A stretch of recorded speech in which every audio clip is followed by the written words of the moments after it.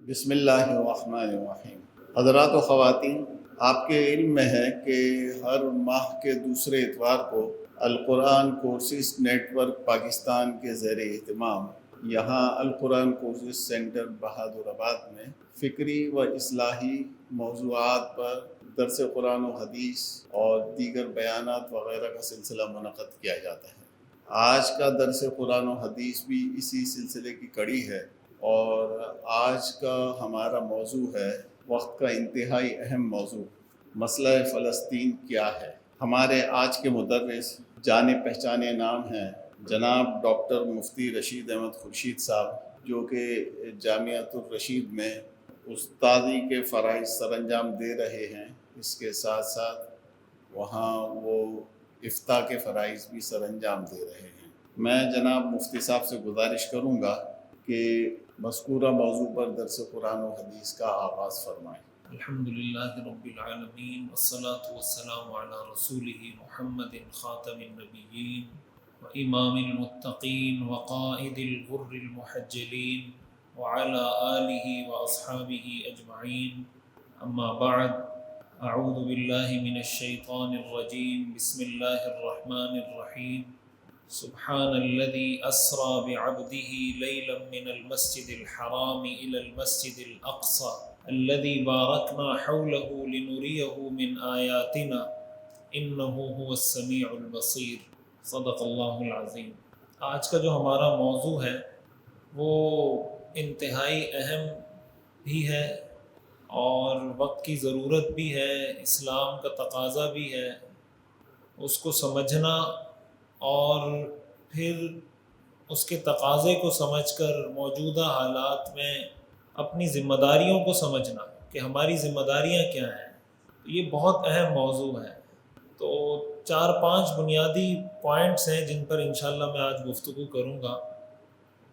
سب سے پہلے مسجد اقصیٰ کی اور ارض فلسطین کی جو دینی اہمیت ہے قرآن حدیث کی روشنی میں، کہ اس سرزمین کی، اس مسجد کی اسلام کی نظر میں اہمیت کیا ہے، اور اسی کے ساتھ ساتھ اس کی جو تاریخی اہمیت ہے فلسطین کی سرزمین کی اور مسجد اقصیٰ کی جو تاریخی اہمیت ہے۔ اور اسی تاریخی اہمیت میں یہ بات شامل ہے کہ فلسطین پر یا بیت المقدس پر تاریخ میں کن کن لوگوں کی حکومتیں رہی ہیں، اور عموماً یہ بات سننے کو ملتی ہے، جو صہیونی طاقتیں ہیں ان کی طرف سے یہ بات کی جاتی ہے کہ فلسطین پر ہمارا حق ہے، اور وہ اس کی دلیل میں یہ بات پیش کرتے ہیں کہ حضرت سلیمان علیہ السلام نے یہاں بیت المقدس کی تعمیر کی تھی۔ ہیکل سلیمانی آپ نے سنا ہوگا، بڑا مشہور ان کا ایک دعویٰ ہے۔ اس پر بھی میں بات کروں گا کہ اس کی حیثیت کیا ہے، کہ ان کا یہ کہنا کہ فلسطین پر یا بیت المقدس پر ہمارا اس لیے حق ہے کہ حضرت سلیمان علیہ السلام نے اس کی تعمیر کی تھی، اور قرآن حدیث کی روشنی میں اور تاریخ کی روشنی میں صحیح موقف کیا ہے اور اس موقف کی حیثیت اور حقیقت کیا ہے۔ پھر اس کے بعد جو فلسطین کا جو حالیہ منظرنامہ ہے، حالیہ منظرنامے کا مطلب یہ کہ جب سے فلسطین کا یہ مسئلہ شروع ہوا ہے، تقریباً اس کو 1 صدی ہو گئی ہے، 1 صدی سے زیادہ کا عرصہ ہو گیا، تو اس میں کہاں سے یہ سلسلہ شروع ہوا اور کہاں آج یہ مسئلہ کھڑا ہے، اور آگے کیا ہونے جا رہا ہے اور ہم نے کیا کرنا ہے، یہ خلاصہ ہے آج کی ہماری گفتگو کا۔ سب سے پہلے اس کی جو دینی اہمیت ہے قرآن اور حدیث کی روشنی میں، آپ جانتے ہیں قرآن کریم میں اللہ تعالیٰ نے مسجد اقصیٰ کا نام ذکر کیا ہے۔ سبحان الذی اسریٰ بعبدہ لیلا من المسجد الحرام الی المسجد الاقصیٰ، کہ پاک ہے وہ ذات جو اپنے بندے کو رات کے وقت لے کر گئی مسجد حرام سے مسجد اقصیٰ کی طرف۔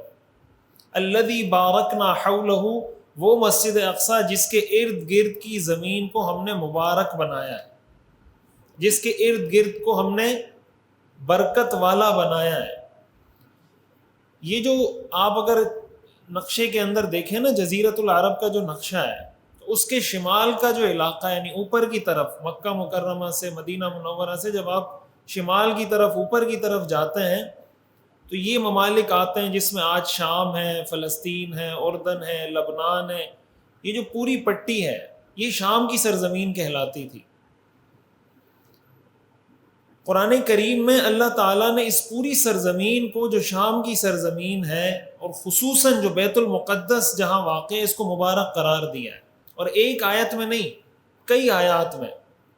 قرآن کریم میں دوسرے مقام پر سورہ انبیاء کی آیت نمبر 71 ہے، اللہ تعالیٰ ارشاد فرماتے ہیں وَنَجَّيْنَاهُ وَلُوطًا إِلَى الْأَرْضِ الَّتِي بَارَكْنَا فِيهَا، کہ ہم نے حضرت ابراہیم علیہ السلام کو اور حضرت لوط علیہ السلام کو نجات دے کر اس سرزمین میں بھیجا جس زمین کو ہم نے مبارک کر دیا، جس سرزمین کے ارد گرد کو ہم نے برکت والا کر دیا۔ قرآن کریم سورۃ الانبیاء کی آیت نمبر 81 ہے۔ حضرت سلیمان علیہ السلام کا تذکرہ جب اللہ تعالیٰ نے کیا تو اللہ نے فرمایا وَلِسُلَيْمَانَ الرِّيحَ عَاصِفَةً تَجْرِي بِأَمْرِهِ إِلَى الْأَرْضِ الَّتِي بَارَكْنَا فِيهَا، کہ ہم نے حضرت سلیمان علیہ السلام کے لیے ہوا کو مسخر کر دیا تھا، اور وہ ہوا ان کو لے کر جاتی تھی اس سرزمین کی طرف جس سرزمین کو ہم نے مبارک کر دیا ہے۔ اسی طرح قرآن کریم میں اور بھی کئی مقامات پر اس سرزمین کو اللہ تعالیٰ نے مقدس قرار دیا۔ یا قوم ادخلوا الارض المقدسۃ التي كتب اللہ لکم ولا ترتدوا على ادبارکم، حضرت موسیٰ علیہ السلام نے اپنی قوم کو اسی کی دعوت دی تھی، جس کے جواب میں بنی اسرائیل نے، یہودیوں نے کہا تھا کہ اذهب انت وربك فقاتلا، کہ آپ جائیں، آپ کا رب جائے، آپ لڑیں، اننا ہاہنا قاعدون، ہم یہیں بیٹھے ہوئے ہیں۔ اس سرزمین کو اللہ تعالیٰ نے ارض مقدس قرار دیا، مقدس، مبارک۔ دوسرے نمبر پر اگر احادیث میں دیکھیں، حدیث شریف میں آتا ہے، حضرت ابو ذر غفاری رضی اللہ تعالیٰ عنہ فرماتے ہیں، صحیح بخاری اور صحیح مسلم کی حدیث ہے، متفق علیہ حدیث ہے، وہ فرماتے ہیں کہ میں نے رسول اللہ صلی اللہ علیہ وسلم سے سوال کیا عن اول مسجد وضع فی الارض، کہ سب سے پہلے کائنات میں کون سی مسجد بنائی گئی ہے؟ تو آپ نے فرمایا المسجد الحرام۔ حضرت ابو ذر غفاری فرماتے ہیں قلت ثم ای، اس کے بعد کون سی مسجد سب سے پہلے بنائی گئی ہے؟ مسجد حرام کے بعد دوسرے نمبر کی مسجد کون سی ہے؟ آپ نے فرمایا المسجد الاقصی، مسجد اقصی۔ حضرت ابو ذر غفاری فرماتے ہیں میں نے پوچھا کم بینہما، ان کے درمیان کتنا عرصہ تھا، یعنی مسجد حرام کی تعمیر کے کتنے عرصے بعد مسجد اقصی کی تعمیر ہوئی؟ آپ نے فرمایا 40 عاما، 40 سال بعد مسجد اقصی کی تعمیر ہوئی۔ تو اس سے یہ پتہ چلا کہ دنیا کے اندر مسجد حرام کے بعد دوسرے نمبر پر اللہ کی عبادت کے لیے جو جگہ بنائی گئی وہ مسجد اقصی ہے۔ یعنی مسجد حرام کی تعمیر حضرت آدم علیہ السلام نے کی، تو مسجد اقصی کی تعمیر بھی حضرت آدم علیہ السلام نے کی ہے۔ مسجد حرام کی تعمیر کا آغاز بھی حضرت آدم علیہ السلام نے کیا ہے، اور مسجد اقصی اور مسجد حرام ان دونوں کی تعمیر سب سے پہلے حضرت آدم علیہ السلام نے کی ہے، وہاں سے یہ سلسلہ چلا آ رہا ہے۔ اسی کے ساتھ ساتھ حدیث شریف میں آتا ہے، سنن ابو داؤد کی حدیث ہے، رسول اللہ صلی اللہ علیہ وسلم نے ارشاد فرمایا من احل بحجۃ او عمرۃ من المسجد الاقصى الى المسجد الحرام غفر له ما تقدم من ذنبه وما تاخر۔ آپ نے فرمایا کہ جو حج یا عمرے کا احرام مسجد اقصی سے باندھے، مسجد اقصی سے عمرہ کرنے کے لیے آئے، مسجد اقصی سے حج کرنے کے لیے آئے، آپ نے فرمایا ایسے شخص کے اگلے پچھلے سارے گناہ معاف کر دیے جاتے ہیں۔ اور ایک روایت میں آپ نے فرمایا وجبت لہ الجنہ، ایسے آدمی کے لیے جنت واجب ہو جاتی۔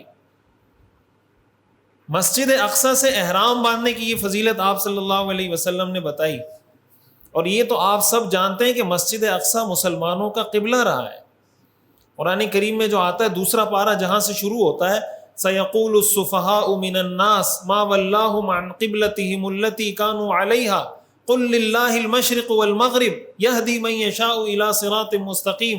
اللہ فرماتے ہیں بے وقوف لوگ یہ کہیں گے مَا وَلَّاهُمْ عَنْ قِبْلَتِهِمُ الَّتِي كَانُوا عَلَيْهَا، کہ جس قبلے کی طرف رخ کر کے یہ پہلے نماز پڑھتے تھے، اب انہوں نے اس قبلے کی طرف رخ کر کے نماز پڑھنا کیوں چھوڑ دی؟ قرآن کریم میں اللہ نے فرمایا فَلَنُوَلِّيَنَّكَ قِبْلَةً تَرْضَاهَا، ہم آپ کا قبلہ اس جگہ کو بنا دیں گے جو آپ چاہتے ہیں کہ آپ کا قبلہ بنے۔ صحیح بخاری کی حدیث ہے کہ رسول اللہ صلی اللہ علیہ وسلم نے اور صحابہ نے 16 یا 17 مہینے بیت المقدس کی طرف رخ کر کے نماز پڑھی ہے. مسلمانوں کا قبلہ رہا ہے. جیسے ابھی ہم بیت اللہ کی طرف رخ کر کے نماز پڑھتے ہیں نا, اس زمانے میں ابتدائے اسلام میں مسلمان بیت المقدس کی طرف رخ کر کے نماز پڑھتے تھے. اور اگر آپ مدینہ منورہ کی لوکیشن دیکھیں نا, تو مدینہ منورہ کی لوکیشن ایسی ہے کہ مدینہ منورہ میں جب آپ بیت المقدس کی طرف رخ کرتے ہیں تو بیت اللہ کی طرف پشت ہوتی ہے. یہ بات سمجھ آ رہی ہے؟ یعنی آپ سمجھیں کہ بیت اللہ یہاں پر ہے, بیت المقدس یہاں پر ہے, تو آپ اگر یہ نہیں ہو سکتا کہ آپ بیت المقدس کی طرف رخ کر کے ایسے نماز پڑھیں کہ بیت اللہ آپ کی پشت پر نہ آئے. تو 16-17 مہینے مسلمانوں نے اس رخ کی طرف رخ کر کے نماز پڑھی. مسلمانوں کا قبلہ اول اس کو بنایا گیا.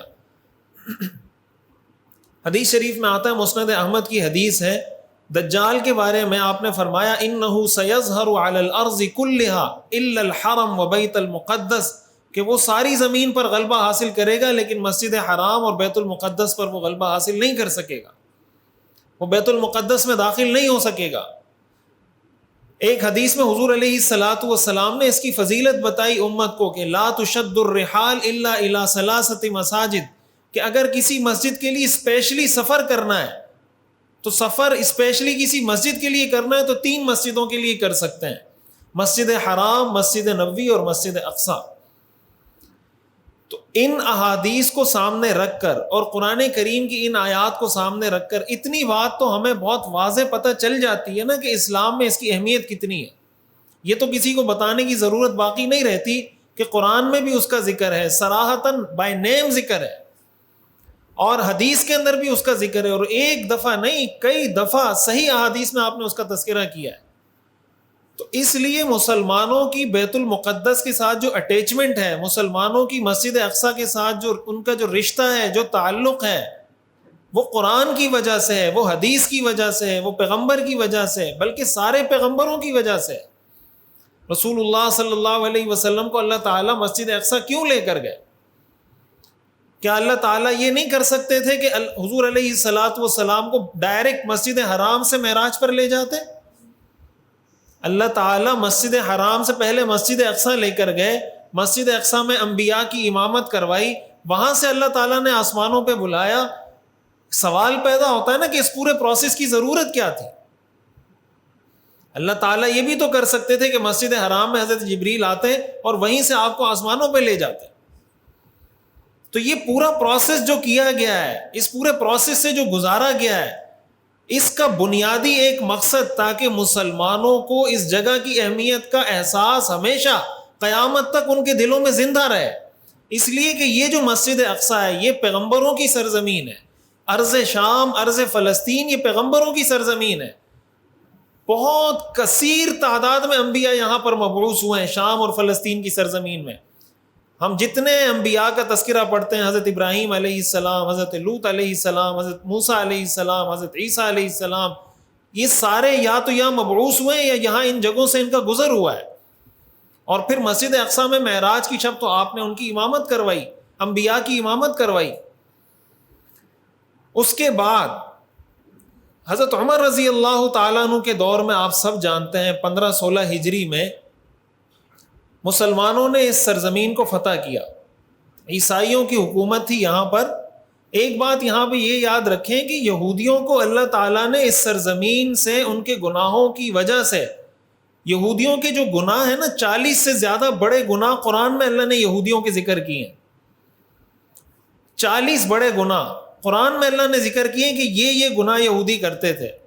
ان میں ایک بہت بڑا گناہ یہودیوں کا یہ تھا کہ وہ انبیاء کو قتل کرتے تھے. کئی انبیاء کو یہودیوں نے شہید کیا ہے. اسی کے ضمن میں آپ کو یہ بات بتاؤں, ہیکل سلیمانی کی جب بات کی جاتی ہے کہ اس پر ہمارا حق ہے, اور ہیکل اصل میں عبرانی زبان کا لفظ ہے, ہیکل کا مطلب ہوتا ہے عبادت کی جگہ, جس کو ہم مسجد کہتے ہیں نا اس کو ہیکل کہا جاتا ہے. وہ یہ کہتے ہیں کہ حضرت سلیمان علیہ السلام بنی اسرائیل کے پیغمبر تھے. وہ جو قرآن کریم میں آتا ہے نا کہ تابوت حضرت موسیٰ علیہ السلام, وہ کہتے ہیں اصل جو تورات ہے وہ یہاں پہ ہے, اور حضرت سلیمان علیہ السلام نے سب سے پہلے اس کی تعمیر کی تھی, لہٰذا ہمارا حق اس پہ زیادہ ہے. اور آپ کو پتہ ہے یہودیوں کا حضرت سلیمان علیہ السلام کے بارے میں عقیدہ کیا ہے؟ اور ان کا عقیدہ نہیں, وہ آج کی جو تورات ہے اس کے اندر لکھا ہوا ہے. جس کو عہد نامہ قدیم کہا جاتا ہے، اولڈ ٹیسٹامنٹ جس کو کہا جاتا ہے، اس کے اندر یہ بات موجود ہے کہ معاذ اللہ حضرت سلیمان علیہ السلام زندگی کے آخری حصے میں مشرک ہو گئے تھے. یہ تورات میں لکھا ہوا ہے، قرآن نے اس کی نفی کی ہے. وما کفر سلیمان ولکن الشیاطین کفروا. حضرت سلیمان علیہ السلام نے کفر نہیں کیا تھا، شیاطین نے کفر کیا تھا. یعلمون الناس السحر، وہ لوگوں کو جادو سکھاتے تھے. ان کے بارے میں، حضرت سلیمان علیہ السلام کے بارے میں آپ اسرائیلی روایات پڑھیں، ایسی باتیں حضرت سلیمان علیہ السلام اور حضرت داؤد علیہ السلام کی طرف انہوں نے منسوب کی اپنی کتابوں میں، جو آپ کسی ایک شریف انسان کی طرف منسوب نہیں کر سکتے، جو ہم اپنی زبان سے نہیں نکال سکتے. یہ ان کا نظریہ حضرت سلیمان علیہ السلام کے بارے میں، اور کہتے ہیں کہ ہمارا مسجد اقصیٰ پہ حق اس لیے کہ حضرت سلیمان ہمارے پیغمبر ہیں. اس پیغمبر کو تو یہ مسلمان نہیں سمجھتے. تو جس پیغمبر کے بارے میں یہودیوں کا عقیدہ ہے کہ وہ مشرک ہو گئے تھے، قرآن نے اس کی نفی کی. وما کفر سلیمان، کہ حضرت سلیمان علیہ السلام کافر نہیں تھے، انہوں نے کفر نہیں کیا تھا. تو کیا ان کو اس بات کا حق پہنچتا ہے کہ وہ یہ کہیں کہ ہم اس کے زیادہ حقدار ہیں؟ پھر دوسری بات یہ ہے کہ حضرت سلیمان علیہ السلام یا جتنے پیغمبر آئے ہیں، آپ جانتے ہیں کہ رسول اللہ صلی اللہ علیہ وسلم نے جب مدینہ منورہ ہجرت کی تو یہودی 10 محرم کا روزہ رکھتے تھے. آپ کو جب پتہ چلا کہ یہودی 10 محرم کا روزہ رکھتے ہیں، آپ نے وجہ پوچھی، انہوں نے بتایا اس لیے رکھتے ہیں کہ حضرت موسیٰ علیہ السلام کو اللہ تعالیٰ نے اور ان کی قوم کو فرعون سے اس دن نجات دی تھی. تو آپ نے کیا فرمایا؟ آپ نے فرمایا موسیٰ علیہ السلام سے ہمارا رشتہ زیادہ مضبوط ہے بنسبت ان یہودیوں کے، اس لیے کہ حضرت موسیٰ علیہ السلام نے تو اپنے ماننے والوں کو اس بات کا درس دیا تھا کہ میرے بعد حضرت عیسیٰ آئیں گے، ان کو ماننا ہے. پھر انہوں نے یہ درس دیا تھا کہ جو آخری پیغمبر آئیں گے ان کو ماننا ہے. قرآن میں اس کا ذکر ہے. وَإِذْ أَخَذْنَا مِنَ النَّبِيِّينَ مِيثَاقَهُمْ وَإِذْ أَخَذَ اللَّهُ مِيثَاقَ النَّبِيِّينَ لَمَا آتَيْتُكُم مِّن كِتَابٍ وَحِكْمَةٍ ثُمَّ جَاءَكُمْ رَسُولٌ مُصَدِّقٌ لِّمَا مَعَكُمْ لَتُؤْمِنُنَّ بِهِ وَلَتَنصُرُنَّهُ. اللہ فرماتے ہیں میں نے سارے رسولوں سے یہ وعدہ لیا تھا کہ اگر وہ آخری پیغمبر آ جائیں لَتُؤْمِنُنَّ بِهِ، تم ضرور اس پر ایمان لاؤ گے، وَلَتَنصُرُنَّهُ، اور تم ضرور اس کی مدد کرو گے. پھر اللہ فرماتے ہیں میں نے ان سے پوچھا قَالَ أَأَقْرَرْتُمْ، کیا تم اس بات کا اقرار کرتے ہو؟ قَالُوا أَقْرَرْنَا، انبیاء نے کہا ہم اس بات کا اقرار کرتے ہیں. قَالَ فَاشْهَدُوا، اللہ نے فرمایا پھر گواہ بن جاؤ. وَأَنَا مَعَكُمْ مِنَ الشَّاهِدِينَ، میں بھی گواہ ہوں اس بات پر. اتنا پکا عہد اللہ نے لیا ہے. تو حضور علیہ الصلوۃ والسلام نے فرمایا کہ ہم 10 محرم کا روزہ رکھیں گے، اس لیے کہ حضرت موسیٰ علیہ السلام ہمارے پیغمبر ہیں، وہ ان کا رشتہ ہم سے زیادہ مضبوط ہے بنسبت یہودیوں کے. اس لیے کہ یہودی حضرت موسیٰ کا نام تو لیتے ہیں، ان کو فالو نہیں کرتے. ہم حضرت موسیٰ علیہ السلام کو مانتے بھی ہیں، ان کا نام بھی لیتے ہیں، ان کو اللہ کا پیغمبر بھی سمجھتے ہیں، ان کی بات بھی مانتے ہیں. اور ان کی سب سے بڑی بات کیا تھی؟ وہ یہی تھی کہ میرے بعد جو پیغمبر آئیں گے ان کی تصدیق کرنی ہے. رسول اللہ صلی اللہ علیہ وسلم کو اللہ کا پیغمبر ماننا ہے. یہودیوں نے تو حضرت عیسیٰ علیہ السلام کو قتل کرنے کی کوشش کی. قرآن کریم میں یہ ساری چیزیں مذکور ہیں. یہ میں کوئی قصے کہانی افسانے نہیں سنا رہا آپ حضرات کو. قرآن کریم میں اللہ نے فرمایا وما قتلوہ وما صلبوہ ولکن شبہ لہم. یہ حضرت عیسیٰ علیہ السلام کو پھانسی کون دے رہے تھے؟ حضرت عیسیٰ علیہ السلام کو صلیب پہ کون لٹکا رہے تھے؟ عیسائی لٹکا رہے تھے. وہی جو حضرت موسیٰ علیہ السلام کا دعویٰ کرتے تھے کہ ہم ان کے ماننے والے ہیں، جن کو یہودی کہا جاتا ہے. تو حضرت موسیٰ نے کہا کہ حضرت عیسیٰ پر ایمان لانا، اور حضرت عیسیٰ کے آنے کے بعد یہودی حضرت عیسیٰ کو قتل کرنے کے در پہ ہو گئے. یہی کام یہودیوں نے رسول اللہ صلی اللہ علیہ وسلم کے ساتھ کیا ہے. تو ایک بات یہ ذہن میں رکھنی چاہیے کہ یہ جو کہا جاتا ہے کہ یہودیوں کا حق اس پر زیادہ ہے، یہودیوں کا یہ جو دعویٰ ہے یہ بالکل بے بنیاد ہے. اب یہ بات چل پڑی ہے تو اسی کے ضمن میں ایک بات یہ بھی عرض کر دوں. ایک لفظ ہمارے ہاں استعمال ہوتا ہے صہیونی، زائونسٹ جس کو کہا جاتا ہے، زائنزم جس کو کہا جاتا ہے. اس کا آغاز ہی کل 2 صدی پہلے ہوا ہے. 2 صدی بھی اس کو مکمل نہیں ہوئی. آپ سمجھیں کہ 2.25 صدیاں اس کو ہوئی ہیں. یہ جو صہیونیت ہے یا زائنزم کا آغاز ہوا ہے، جس کی بنیاد پہ یہ کہتے ہیں کہ بیت المقدس پر یا مسجد اقصیٰ پر ہمارا حق زیادہ ہے. یہ تو جب ساری دنیا سے آپ جانتے ہیں جنگ عظیم ہوئی ہے، پہلی جنگ عظیم ہوئی، پھر دوسری جنگ عظیم ہوئی، پھر ہٹلر نے ان کو مارا ہے، نکالا ہے. تو یہ در بدر ہمیشہ پھرتے رہے. اور آپ اگر یہودیوں کی تاریخ اٹھا کر دیکھیں تو ہمیشہ یہودیوں کو پناہ مسلمانوں نے دی. جہاں ان کو مار پڑتی تھی مسلمان اپنے ملک میں بلا کے ان کو پناہ دیتے تھے. یہ تحریک انہوں نے اس وقت شروع کی کہ بھائی ہم ساری دنیا سے دھتکارے جاتے ہیں, یورپ سے بھی ہمیں نکالا, ہٹلر نے بھی ہمیں مارا, فلاں نے بھی ہمیں مارا, ہم کوئی ایسی اپنی کوئی سرزمین, اپنا کوئی ایسا ملک, اپنی کوئی ایسی حکومت بناتے ہیں جہاں ہماری حکومت ہو. تو جنگ عظیم میں آپ جانتے ہیں کہ خلافت عثمانیہ اور جرمنی یہ ایک طرف تھے اور برطانیہ اور فرانس یہ ایک طرف تھے, جو جنگیں ہوئی ہیں. اور جنگ عظیم جو ہوئی ہے وہ خلافت عثمانیہ کے خلاف ہوئی ہے, مسلمانوں کی خلافت کے خلاف یہ جنگ ہوئی ہے. تو مسلمانوں کو اس جنگ میں شکست ہوئی, خلافت عثمانیہ کا خاتمہ ہوا اس جنگ کے نتیجے میں. جو ترکی کی مسلمانوں کی خلافت کا ایک سلسلہ, طویل سنہرا سلسلہ تھا, وہ وہاں جا کے ختم ہوا ہے. تو برطانیہ اور فرانس یہ ایک بلاک تھا, اور جرمنی اور خلافت عثمانیہ یہ ایک بلاک تھا. برطانیہ کے اندر بہت بڑے بڑے عہدوں پر یہودی تھے, آج بھی ہیں. امریکہ کے اندر بھی بہت بڑے بڑے عہدوں پر یہودی تھے اور آج بھی ہیں. یہ یہودی تعداد میں تھوڑے ہیں, لیکن انہوں نے دنیا کے اندر ایسی ایسی جگہوں پہ قبضہ کر رکھا ہے, ایسی ایسی جگہوں پہ یہ لوگ, ان کا جو مکر ہے نا, جو سازش ہے, اس کا ذکر اللہ نے قرآن میں کیا ہے. یہودیوں کی جو سازش ہے یہ چلتے ہی ان کی زندگی سازش سے چل رہی ہے. اب اسرائیل کو ہی دیکھ لیں, اسرائیل جو چل رہا ہے تو سازشوں سے ہی چل رہا ہے نا.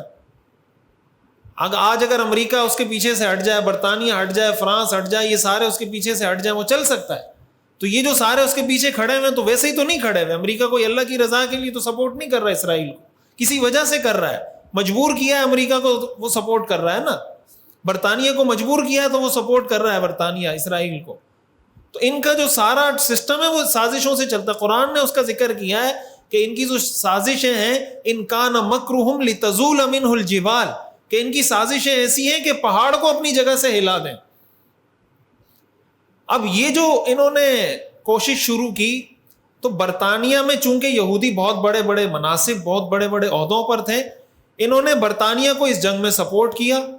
اور اس جنگ کے نتیجے میں برطانیہ نے ان سے یہ وعدہ کیا کہ بھائی ہمیں اگر فتح حاصل ہوتی ہے تو ہم تمہیں کوئی ملک دے دیں گے جہاں پہ جا کے تم رہو. آپ ذرا اس کی ہسٹری سنیں, تاریخ سنیں, کتنی دردناک اور اتنی حیرت ناک تاریخ ہے کہ دنیا کی تاریخ میں آپ کو اس کی مثال نہیں ملے گی. کس طریقے سے فلسطین پر قبضہ کیا گیا ہے. آسان الفاظ میں اگر آپ کو سمجھاؤں نا, کہ اس علاقے کا کوئی چودھری ہو, ایم این اے ہو, ایم پی اے ہو, کوئی بھی وزیر ہو, مشیر ہو, وہ آپ کے گھر پہ آ کے کہے کسی بندے کو جس نے اس کو کسی معاملے میں سپورٹ کیا ہو کہ بھائی یہ جو گھر ہے نا, اس گھر کا میں نے 60% تمہیں دے دیا, 40% جو اس گھر میں رہ رہا ہے اس کا ہے. تو کوئی اس کو تسلیم کرے گا؟ آپ کے گھر پہ کوئی شخص علاقے کا ایم این اے آ کے کہے کہ آپ کے گھر کا 60% حصہ میں نے آپ کے پڑوسی کو دے دیا ہے, 40% میں آپ رہیں, 60% اس کو دے دیں. کوئی کرے گا ایسا؟ یہ کیا ہے انہوں نے 1948 میں, 1947 میں. فلسطینیوں کی آبادی جب انہوں نے یہ تحریک شروع کی, یہودیوں کی آبادی فلسطین میں 3% تھی. کتنے فیصد تھی؟ 3% تھی. باقی 97% وہاں عرب تھے, فلسطینی تھے. اس میں عیسائی بھی تھے, اس میں مسلمان بھی تھے, لیکن یہودی ٹوٹل 3% تھے جب انہوں نے یہ تحریک شروع کی. تو برطانیہ نے ان کو یہ کہا کہ بھائی آپ نے ہمارا ساتھ دیا ہے تو ہم آپ کو سپورٹ کریں گے. اب جب جنگ ختم ہوئی ہے, خلافت عثمانیہ کا خاتمہ ہوا ہے, تو یہ جو شام کی پٹی تھی یہ تقسیم ہو گئی. شام فرانس کے پاس چلا گیا, فلسطین کی جو زمین تھی یہ برطانیہ کے پاس آ گئی, جس کو استعمار کہا جاتا ہے. برطانیہ نے 1917 میں, آپ نے ایک نام سنا ہوگا بالفور ڈکلیریشن کا. یہ 1917 میں بالفور, یہ برطانیہ کا وزیر خارجہ تھا, مسٹر بالفور. اس نے 1917 میں برطانیہ کی یہودیوں کی جو فیڈریشن تھی ان کو ایک خط لکھا. آپ گوگل پہ جا کے لکھیں, آپ کو مل جائے گا, بالفور ڈکلیریشن آپ کو مل جائے گا, کہ بھائی ہم آج سے اس بات کا تہیہ اور عزم کرتے ہیں کہ ہم فلسطین کی سرزمین میں ایک یہودی اسٹیٹ بنائیں گے اور ہم ان کو ہر طرح سے سپورٹ کریں گے. 1917 میں. اس کے بعد انہوں نے آہستہ آہستہ کیا کام کرنا شروع کیا کہ پوری دنیا سے یہودیوں کو جمع کر کے فلسطین بھیجنا شروع کیا. جہاں ان کو یہودی ملتے تھے, کبھی 25,000 یہودی آ رہے ہیں, تو کبھی 30,000 یہودی آ رہے ہیں, تو کبھی 50,000 یہودی آ رہے ہیں, کرتے کرتے، اور اس زمانے میں ہمارے اکابر علماء دیوبند نے، اس سے آپ ہمارے اکابر کی دور اندیشی کا اندازہ لگائیں. حضرت تھانوی رحمۃ اللہ علیہ سے پوچھا گیا کہ یہودیوں کو فلسطین کی سرزمین، وہ وہاں آباد ہو رہے ہیں، فلسطین کی زمین بیچنا جائز ہے؟ انہوں نے کہا یہ جائز نہیں ہے. حضرت تھانوی رحمۃ اللہ علیہ نے اس وقت فتویٰ دیا تھا، اکابر علماء دیوبند نے اس وقت یہ فتویٰ دیا تھا کہ یہودیوں کو فلسطین کی زمین بیچنا جائز نہیں ہے.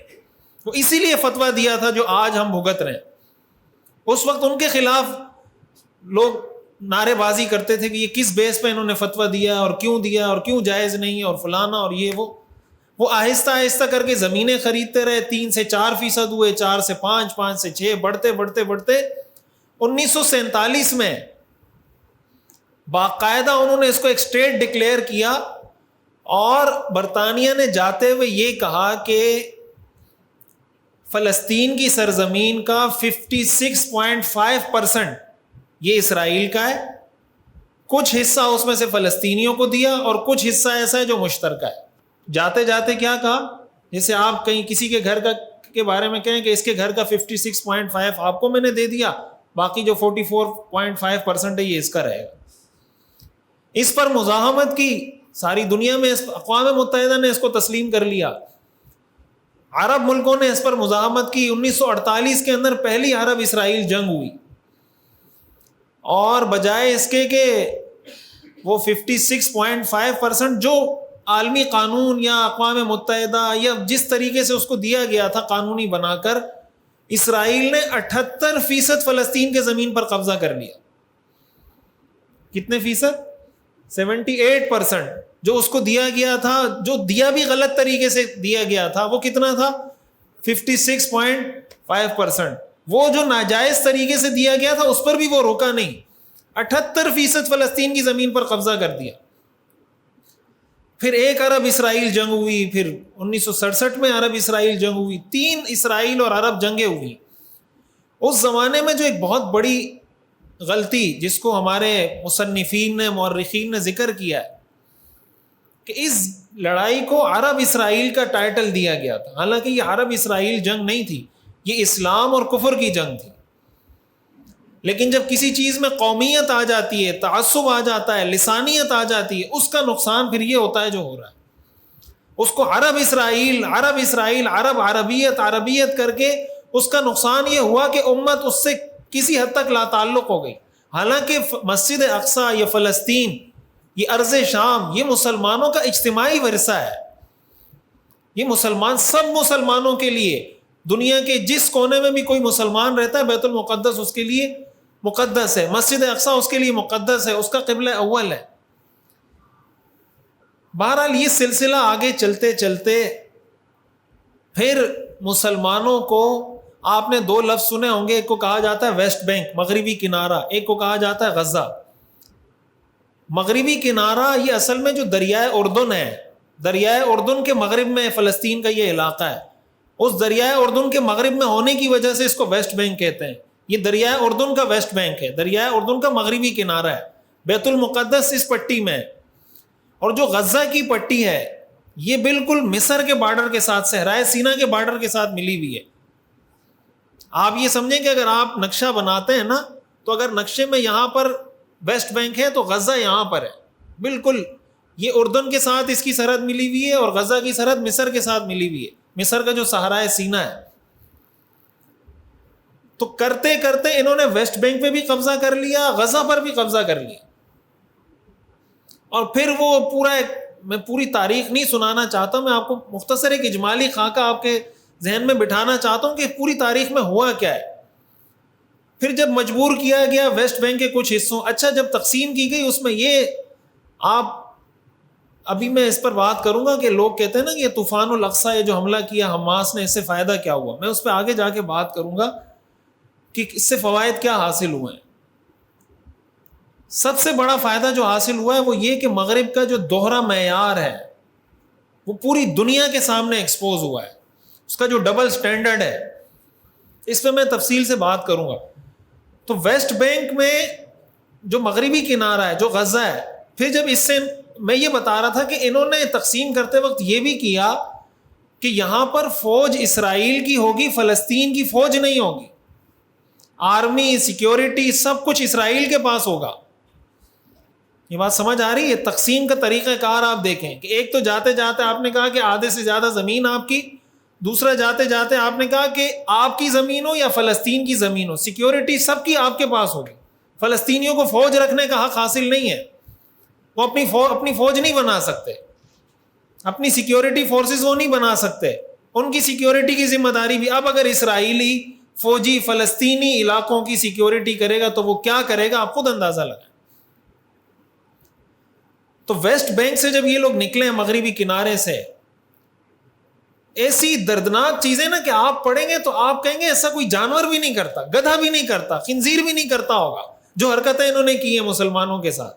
اور افسوس ان مسلمانوں پر ہوتا ہے جو آج بھی مغرب کے گن گاتے ہیں، جو آج بھی ویسٹ کے گن گاتے ہیں کہ جناب وہاں تو ایسے انصاف پسندی ہے، وہاں تو ایسا ڈسپلن ہے، وہاں تو ایسا نظم و ضبط ہے.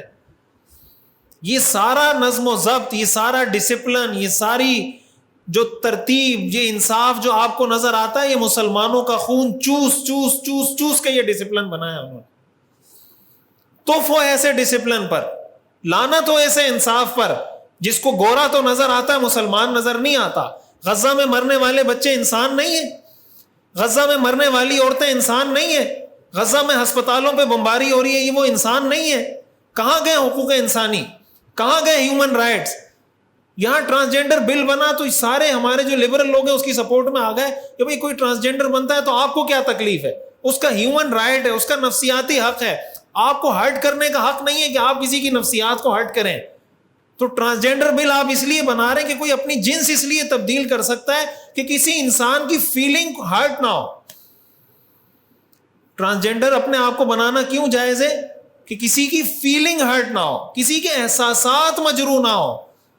تو کسی کے احساسات مجروح نہ ہو، یہ تو سمجھ میں آتا ہے.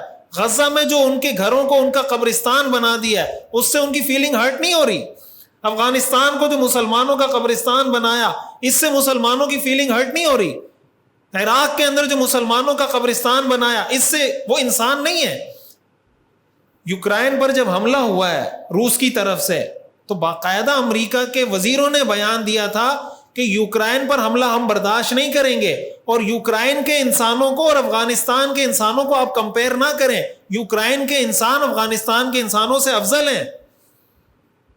یہ میں آپ کو کس سے کہانیاں نہیں سنا رہی، میں جتنی چیزیں بتا رہا ہوں یہ فیکٹ ہیں. آپ ان میں سے کوئی بھی چیز جا کے گوگل کر لیں. یوکرائن پر جب حملہ ہوا امریکی وزیروں نے یہ بیان دیا تھا کہ یوکرائن کے انسان افغانستان کے انسانوں سے افضل ہیں، یہ ایک جیسے انسان نہیں ہے، وہ ہمیں انسان بھی نہیں سمجھتے. اب جب اسرائیلی ایک وزیر کا بیان آیا تھا کہ ہم غزہ میں انسانوں سے نہیں لڑ رہے، ہم غزہ میں جانوروں سے لڑ رہے ہیں، ہم غزہ کے انسانوں کو جانور سمجھتے ہیں، الحیوانات البشریہ، وہ انسان نہیں سمجھتے ہمیں، وہ حیوان سمجھتے ہیں ہمیں. تو یہ جو انہوں نے فلسطین کی سرزمین پر ایک تقسیم کرتے وقت یہ کہا کہ سیکیورٹی ساری اسرائیل کے پاس ہوگی.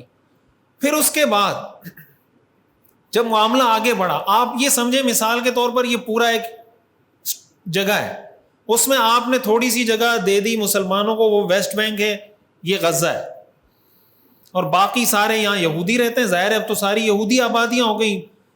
تقریباً کوئی 1 لاکھ سے زیادہ انہوں نے عمارتیں منہدم کی ہیں مسلمانوں کی، 1 لاکھ سے زیادہ عمارتیں منہدم کی ہیں. آپ سوچ سکتے ہیں آپ کے گھر کا کوئی فٹ پاتھ توڑ کے چلا جائے، سیڑھی توڑ کے چلا جائے تو کیا آپ کے احساسات ہوتے ہیں. وہ فلسطین کے ایک بچے کا انٹرویو کیا تھا کسی نے کہ آپ بڑے ہو کے کیا بنیں گے، تو اس نے آگے سے جواب دیا تھا ہم فلسطین کے لوگ ہیں، ہم بڑے نہیں ہوتے. فلسطین کے بچے بڑے نہیں ہوتے، بڑے ہوں گے تو کوئی چھوڑے گا تو بڑے ہوں گے نا، بڑے ہونے سے پہلے ہی مار دیتے ہیں.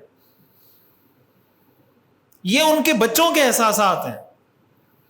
وہاں کے وزیر نے اعلان کیا کہ ہم نے تعلیمی سال کا اختتام کر دیا ہے، وجہ اس کی یہ ہے کہ یہاں پر پڑھنے والے جتنے بچے تھے اسکول کالجوں میں سب شہید ہو چکے ہیں. یہ حالت ہے وہاں کے مسلمانوں کی. یہ چہرہ ہے مغرب کا، ویسٹ کا، جس کے ہم گن گاتے نہیں تھکتے. بھائی یہ ڈسپلن، یہ نظم و ضبط، یہ صفائی ستھرائی، یہ سب کچھ یہ ان کا اپنے لیے، آپ کے لیے نہیں ہے. آپ کے لیے یہ ہے، آپ کے لیے وہ نہیں ہے. آپ کے لیے یہ رخ ہے ان کا کہ اگر بس چلے، دہشت گردی کا ٹائٹل، دہشت گردی کی ڈیفینیشن کیا ہے؟ اب یہ جب حملہ ہوا تو ایک CNN نے یا پتہ نہیں کسی BBC والوں نے فلسطین کے ایک سفیر کو، انگلینڈ کا شاید سفیر تھا، اس کو بلا کے اس سے سوال کیا کہ حماس نے جو حملہ کیا ہے اسرائیل پر، آپ اس کی مذمت کرتے ہیں یا نہیں کرتے؟ اس نے کہا کہ آپ نے مجھے اس لیے بلایا ہے کہ میں یہاں پہ آ کے حماس کے حملے کی مذمت کروں؟ اس نے کہا آپ مجھے یہ بتائیں کہ اسرائیل آج تک فلسطین پر کتنے ہزار حملے کر چکا ہے، کیے یا نہیں کیے؟ اس نے کہا کیے ہیں۔ تو کہا کبھی ایسا ہوا ہے کہ اسرائیل نے فلسطین پر بمباری کی ہو اور آپ نے اسرائیلی وزیر کو بلا کے یہ سوال کیا ہو کہ تم اسرائیلی حملے کی مذمت کرتے ہو یا نہیں کرتے؟ کبھی کیا سوال؟ کبھی اسرائیلی وزیر کو میڈیا نے بلا کے یہ سوال کیا ہے، وہ حملہ جس کا آغاز اسرائیل نے کیا ہو، کہ تم اس اسرائیلی حملے کی مذمت کرتے ہو؟ کبھی نہیں کیا سوال۔ تو اس نے کہا آپ مجھ سے یہ سوال کیوں کرتے ہیں کہ حماس کے حملے کی مذمت کرتے ہو یا نہیں؟ میں آ کے اپنے ہی حملے کی مذمت کروں؟ یہ آپ کو سمجھ آ رہا ہے ڈبل سٹینڈرڈ ہوتا کیا ہے؟ ہمیں وہ دیکھتے کس نظر سے ہیں؟ مسلمانوں کو کس نظر سے دیکھتے ہیں؟ اس نے کہا کہ آپ مجھے بتائیں کہ ٹیررزم کی ڈیفینیشن کیا ہے؟ دہشت گردی کی ڈیفینیشن آپ جا کے ڈکشنری میں دیکھیں کہ اپنے سیاسی مقاصد کے لیے شہری لوگوں کو، شہری آبادی کو، بے گناہ لوگوں کو نشانہ بنانا، اس کو کہا جاتا ہے دہشت گردی۔ یہ دہشت گردی کی ڈیفینیشن ہے انٹرنیشنل، اپنے سیاسی مقاصد کے لیے بے گناہ لوگوں کو نشانہ بنانا۔ یہ ڈیفینیشن میں نے نہیں کی، یہ اقوام متحدہ نے کی ہے ٹیررزم کی۔ تو آج جو اسرائیل فلسطین پر، غزہ پر بمباری کر رہا ہے تو وہ دہشت گردی کر رہا ہے یا نہیں؟ بتائیں، اس ڈیفینیشن کے مطابق وہ دہشت گردی کر رہا ہے یا نہیں کر رہا؟ کر رہا ہے یا نہیں؟ تو امریکہ اسرائیل کو دہشت گرد کہہ رہا ہے، برطانیہ اسرائیل کو دہشت گرد کہہ رہا ہے، فرانس اسرائیل کو دہشت گرد کہہ رہا ہے؟ نہیں کہہ رہا۔ لوگ کہتے ہیں فلسطینیوں نے حملہ کیوں کیا؟ یہ مسئلہ کیا 7 اکتوبر کو شروع ہوا ہے؟ یہ معاملہ کوئی 7 اکتوبر کو شروع ہوا ہے؟ یہ تو 2 صدیوں پر محیط معاملہ ہے۔ کیا کچھ انہوں نے نہیں کیا؟ میں ویسٹ بینک کا بتا رہا تھا کہ جب ویسٹ بینک سے انہوں نے انخلا کیا اسرائیلی فوجیوں نے، ان کی آبادی کے گرد 700 کلومیٹر سے زیادہ لمبی دیوار بنائی ہے۔ آپ جا کے گوگل پہ لکھیں سیپریشن وال ان ویسٹ بینک، آپ کو اس کی تصویریں مل جائیں گی۔ آپ اندازہ لگائیں کہ ایک آدمی آپ کے گھر پہ آ کے قبضہ کرتا ہے، قبضہ کرنے کے بعد آپ کو تھوڑا سا حصہ دیا، اور آپ ظاہر ایک ملک کے آئیں گے جائیں گے، کبھی آپ کو کسی جگہ کام پڑتا ہے، کبھی کسی جگہ کام پڑتا ہے، کبھی کسی دفتر جانا ہے، کبھی کسی سے ملنا ہے، کبھی کمپنی جانا ہے۔ ان کے گرد 700 کلومیٹر کی دیوار بنا دی۔ یہ وہ دیوار ہے 700 کلومیٹر کی دیوار، جب یہ عالمی عدالت انصاف میں چیلنج ہوئی کہ یہ دیوار بنانا، کسی بھی انسانی آبادی کو اس طرح محصور کرنا، یہ عالمی قوانین کی خلاف ورزی ہے۔ یہ عالمی قوانین کی خلاف ورزی ہے۔ عالمی عدالت انصاف میں 14 جج تھے جنہوں نے اس کیس کو سنا۔ 13 ججوں نے یہ فیصلہ دیا کہ یہ دیوار غیر قانونی ہے، اسرائیل اس دیوار کو منہدم کرے۔ ایک جج نے فیصلہ دیا کہ نہیں، یہ دیوار ٹھیک ہے۔ عالمی عدالت انصاف میں یہ فیصلہ ہوا کہ یہ دیوار غیر قانونی ہے، کسی بھی انسانی آبادی کو اس طریقے سے محصور کرنا یہ جائز نہیں ہے۔ وہ دیوار آج بھی موجود ہے، عالمی عدالت کے فیصلوں کے باوجود بھی وہ دیوار موجود ہے، اس کو انہوں نے جگہ سے ہلایا نہیں۔ اور دوسرا کمال کیا کیا انہوں نے؟ کمال یہ کیا کہ جب 2 ملکوں کی سرحد ہوتی ہے نا، تو اس میں کچھ کامن جگہ ہوتی ہے کہ آپ نے اگر سرحدی دیوار لگانی ہے تو وہ نہ اس ملک کی زمین میں لگے گی، نہ وہ بارڈر اس ملک کی زمین میں بنے گا۔ وہ دیوار، وہ جو کامن جگہ ہوتی ہے اس کے اندر وہ بارڈر بنایا جاتا ہے۔ اسرائیلیوں نے یہ جو دیوار بنائی ہے فلسطینیوں کو محصور کرنے کے لیے، یہ ویسٹ بینک کے اندر مسلمانوں کی زمینوں کے اندر بنائی ہے۔ بات سمجھ آ رہی ہے میں کیا بتا رہا ہوں؟ مسلمانوں کی زمین کے اندر وہ بارڈر بنایا، وہ دیوار بنائی ہے جس دیوار کے ذریعے مسلمانوں کو محصور کیا۔ اور غزہ کو انہوں نے جس طریقے سے محصور کیا ساری دنیا جانتی ہے۔ آپ گوگل پہ جا کے لکھیں دنیا کی سب سے بڑی اوپن جیل، صرف اتنا لکھیں غزہ، وہ نکال کے دے گا آپ کو۔ 20 لاکھ سے زیادہ کی آبادی ہے وہاں پر. اس کو اس طریقے سے محصور کیا ہوا ہے کہ ان کا کھانا پینا، پانی، بجلی، گیس سب کچھ اسرائیل کے قبضے میں. اس کے ساتھ ایک خشکی کا بارڈر ملتا ہے، یعنی اسرائیل کے علاوہ مصر کا. تو مصر کے بارڈر سے آپ دیکھیں کتنی امداد وہاں مصر کے بارڈر پہ روکی ہوئی ہے. اسرائیل جب تک اجازت نہ دے تو مصر بارڈر نہیں کھول سکتا کہ وہاں سے امداد اندر آ کے غزہ میں. بھائی دوائی نہیں بھیج سکتے آپ، وہ کفن ختم ہو گئے ان کے پاس، کفن نہیں ہے دفنانے کے لیے. کتنے کفن لائیں گے آپ؟ 10,000 لوگوں سے زیادہ کو دفنا چکے ہیں. 3,000 سے زیادہ لاشیں ابھی تک ملبے کے نیچے ہیں. 30,000 سے زیادہ لوگ زخمی ہو چکے ہیں. ان مرنے والوں میں، شہید ہونے والوں میں 70% سے زیادہ بچے اور عورتیں ہیں. 70% سے زیادہ بچے اور عورتیں ہیں. اور جو باقی ہیں وہ بھی شہری، عام شہری ہیں، وہ جنگجو نہیں ہیں. لوگ کہتے ہیں طوفان الاقصی میں انہوں نے سویلین کو نشانہ بنایا. اسرائیل کا کوئی آدمی سویلین نہیں ہوتا، یہ بات یاد رکھیں. اسرائیل کے ہر شہری پر 2 سے 2.5 سال اسرائیلی فوج میں سرو کرنا لازم ہے. اس کو باقاعدہ ٹریننگ دی جاتی ہے کہ آپ نے 2 سے 2.5 سال، جب آپ کی ضرورت ہوگی، آپ ہماری ریزرو فورس ہیں، جب ضرورت ہوگی ہم آپ کو بلائیں گے، آپ اسرائیل کے لیے لڑیں گے. ان میں کوئی سویلین نہیں ہے. اور اس کے باوجود جس طریقے سے انہوں نے قیدیوں کے ساتھ برتاؤ کیا، جس طریقے سے جن لوگوں کو انہوں نے وہاں سے پکڑا اسرائیل سے، جس طریقے سے برتاؤ کیا ساری دنیا کے سامنے، ان میں سے جن لوگوں کو رہا کیا انہوں نے آ کے گواہی دی کہ انہوں نے ہمارا کتنا خیال رکھا ہے.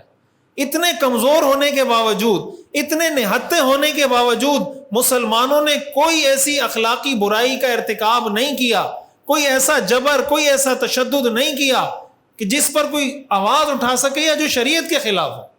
وہ یہ بھی تو کر سکتے ہیں، کسی کی لاش ملے اس کو مسخ کر دیں، اس کے ناک کاٹ دیں، اس کی کان کاٹ دیں، کچھ بھی کر سکتے ہیں لاش کے ساتھ. قیدی پکڑے ان کے ساتھ کچھ بھی کر سکتے ہیں. وہ قیدی جو رہا ہو کے آ رہے ہیں وہ ان کی گن گا رہے ہیں. تو یہ سارا منظر نامہ ہے فلسطین کا، غزہ کا، جس طریقے سے ان کو محصور کیا گیا. اب آپ مجھے بتائیں کہ ایک ایسی مقدس سرزمین جس پر مسلمانوں کی، جس کو اس طریقے سے آپ کسی کے حوالے کر دیں کہ یہ زمین میری طرف سے آپ کی ہو گئی، اور پھر وہ اپنے دفاع کے لیے جنگ کریں، اپنے دفاع کے لیے حملہ کریں، تو دفاع کرنے والے ہو گئے غلط، اور جس نے آ کے گھر پہ قبضہ کیا تھا وہ ہو گئے ٹھیک. یہ کہتے ہیں یہاں پہ یہودیوں کی حکومت رہی ہے، فلسطین پر یہودیوں کی حکومت رہی ہے، اس لیے اس پر ہمارا حق ہے. آپ اگر تاریخ اٹھا کر دیکھیں، یہودیوں کی حکومت 100 سال بھی نہیں رہی ہے اس سرزمین پر. مسلمانوں کی حکومت 1000 سال سے زیادہ رہی ہے اس پر. اور یہودیوں کی جو حکومت رہی ہے وہ بھی خالص یہودی حکومت نہیں رہی. اور اس جگہ پہ جو سب سے پہلے آباد ہونے والے لوگ ہیں وہ کنعانی ہیں. اور کنعانی یہ جزیرت العرب سے آئے ہیں، یہ انگریز نہیں ہے، یہودی نہیں ہے. یہ حضرت نوح علیہ السلام کی اولاد میں وہ یہاں پر آ کے سب سے پہلے آباد ہوئے، اور کنعانی اصل عرب ہیں، جزیرت العرب سے آئے وہ لوگ.